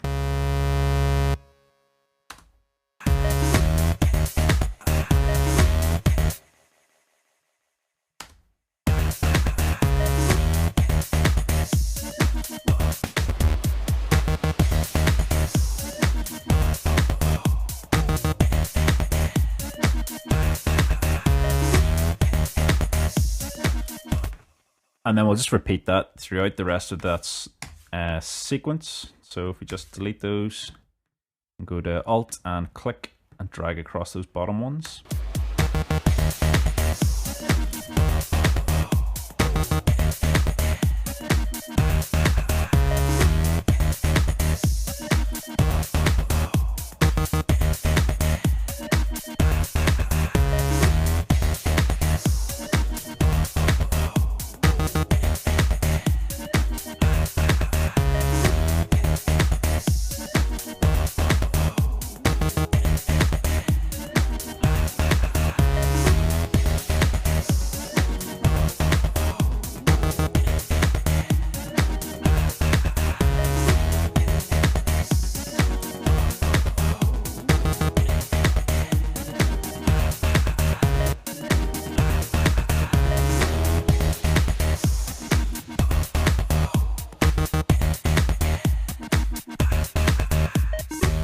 And then if we could just go back to the rest of our song, we can actually just introduce this in different parts. So the first time our bass line comes in, we'll leave that to play on its own. Won't touch it. And then the full drive section here, we'll maybe introduce it here a wee bit. My keys, I threw them in the trees.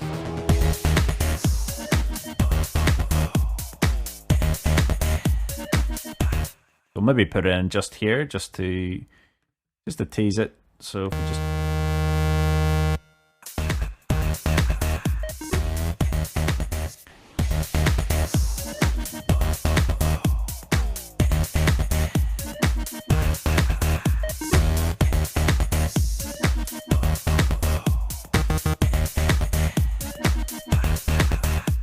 and then we'll put another one in here.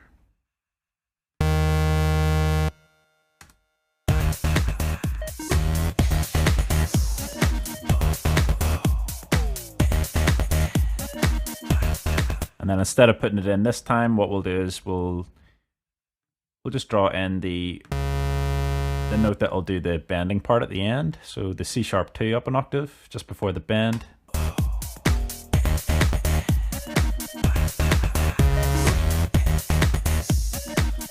And then this time around,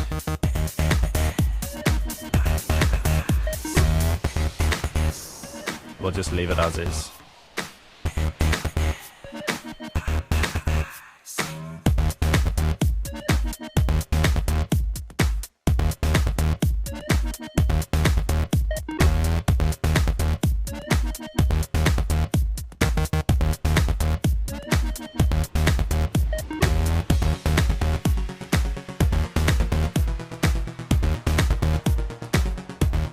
And then just this final part here, we'll just draw one in here.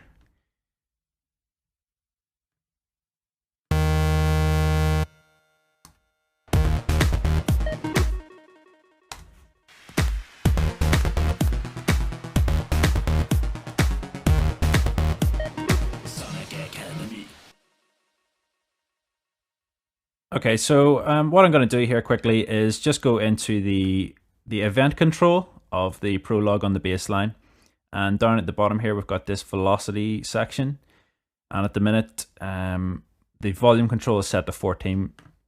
I'm just going to turn that up to 99 so that our velocity that we draw in our MIDI notes is corresponding to the actual velocity of the note. So if we go back into our electro bass, if we were to change the volume of this note, which I think is just a bit too loud, and we go down to the bottom controller lane, we can actually select velocity from this wee drop down menu. And then if we get once you go down here with your cursor, it'll change to a pencil. If you just draw very closely to the right hand side of that, you'll notice the velocity dips as we do that. So I'm actually going to just draw in the velocity slightly lower at about 70. I'm going to draw the velocity up of this one.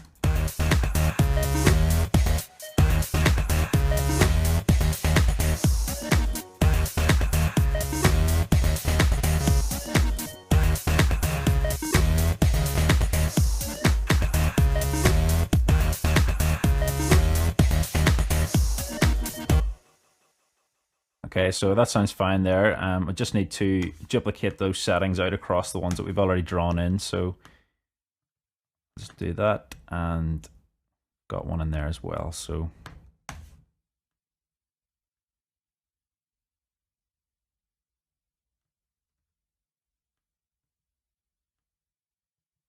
duplicate that over, and then we have a bend further back that we put in just here. I'll just bring the volume of that C#2 note down again.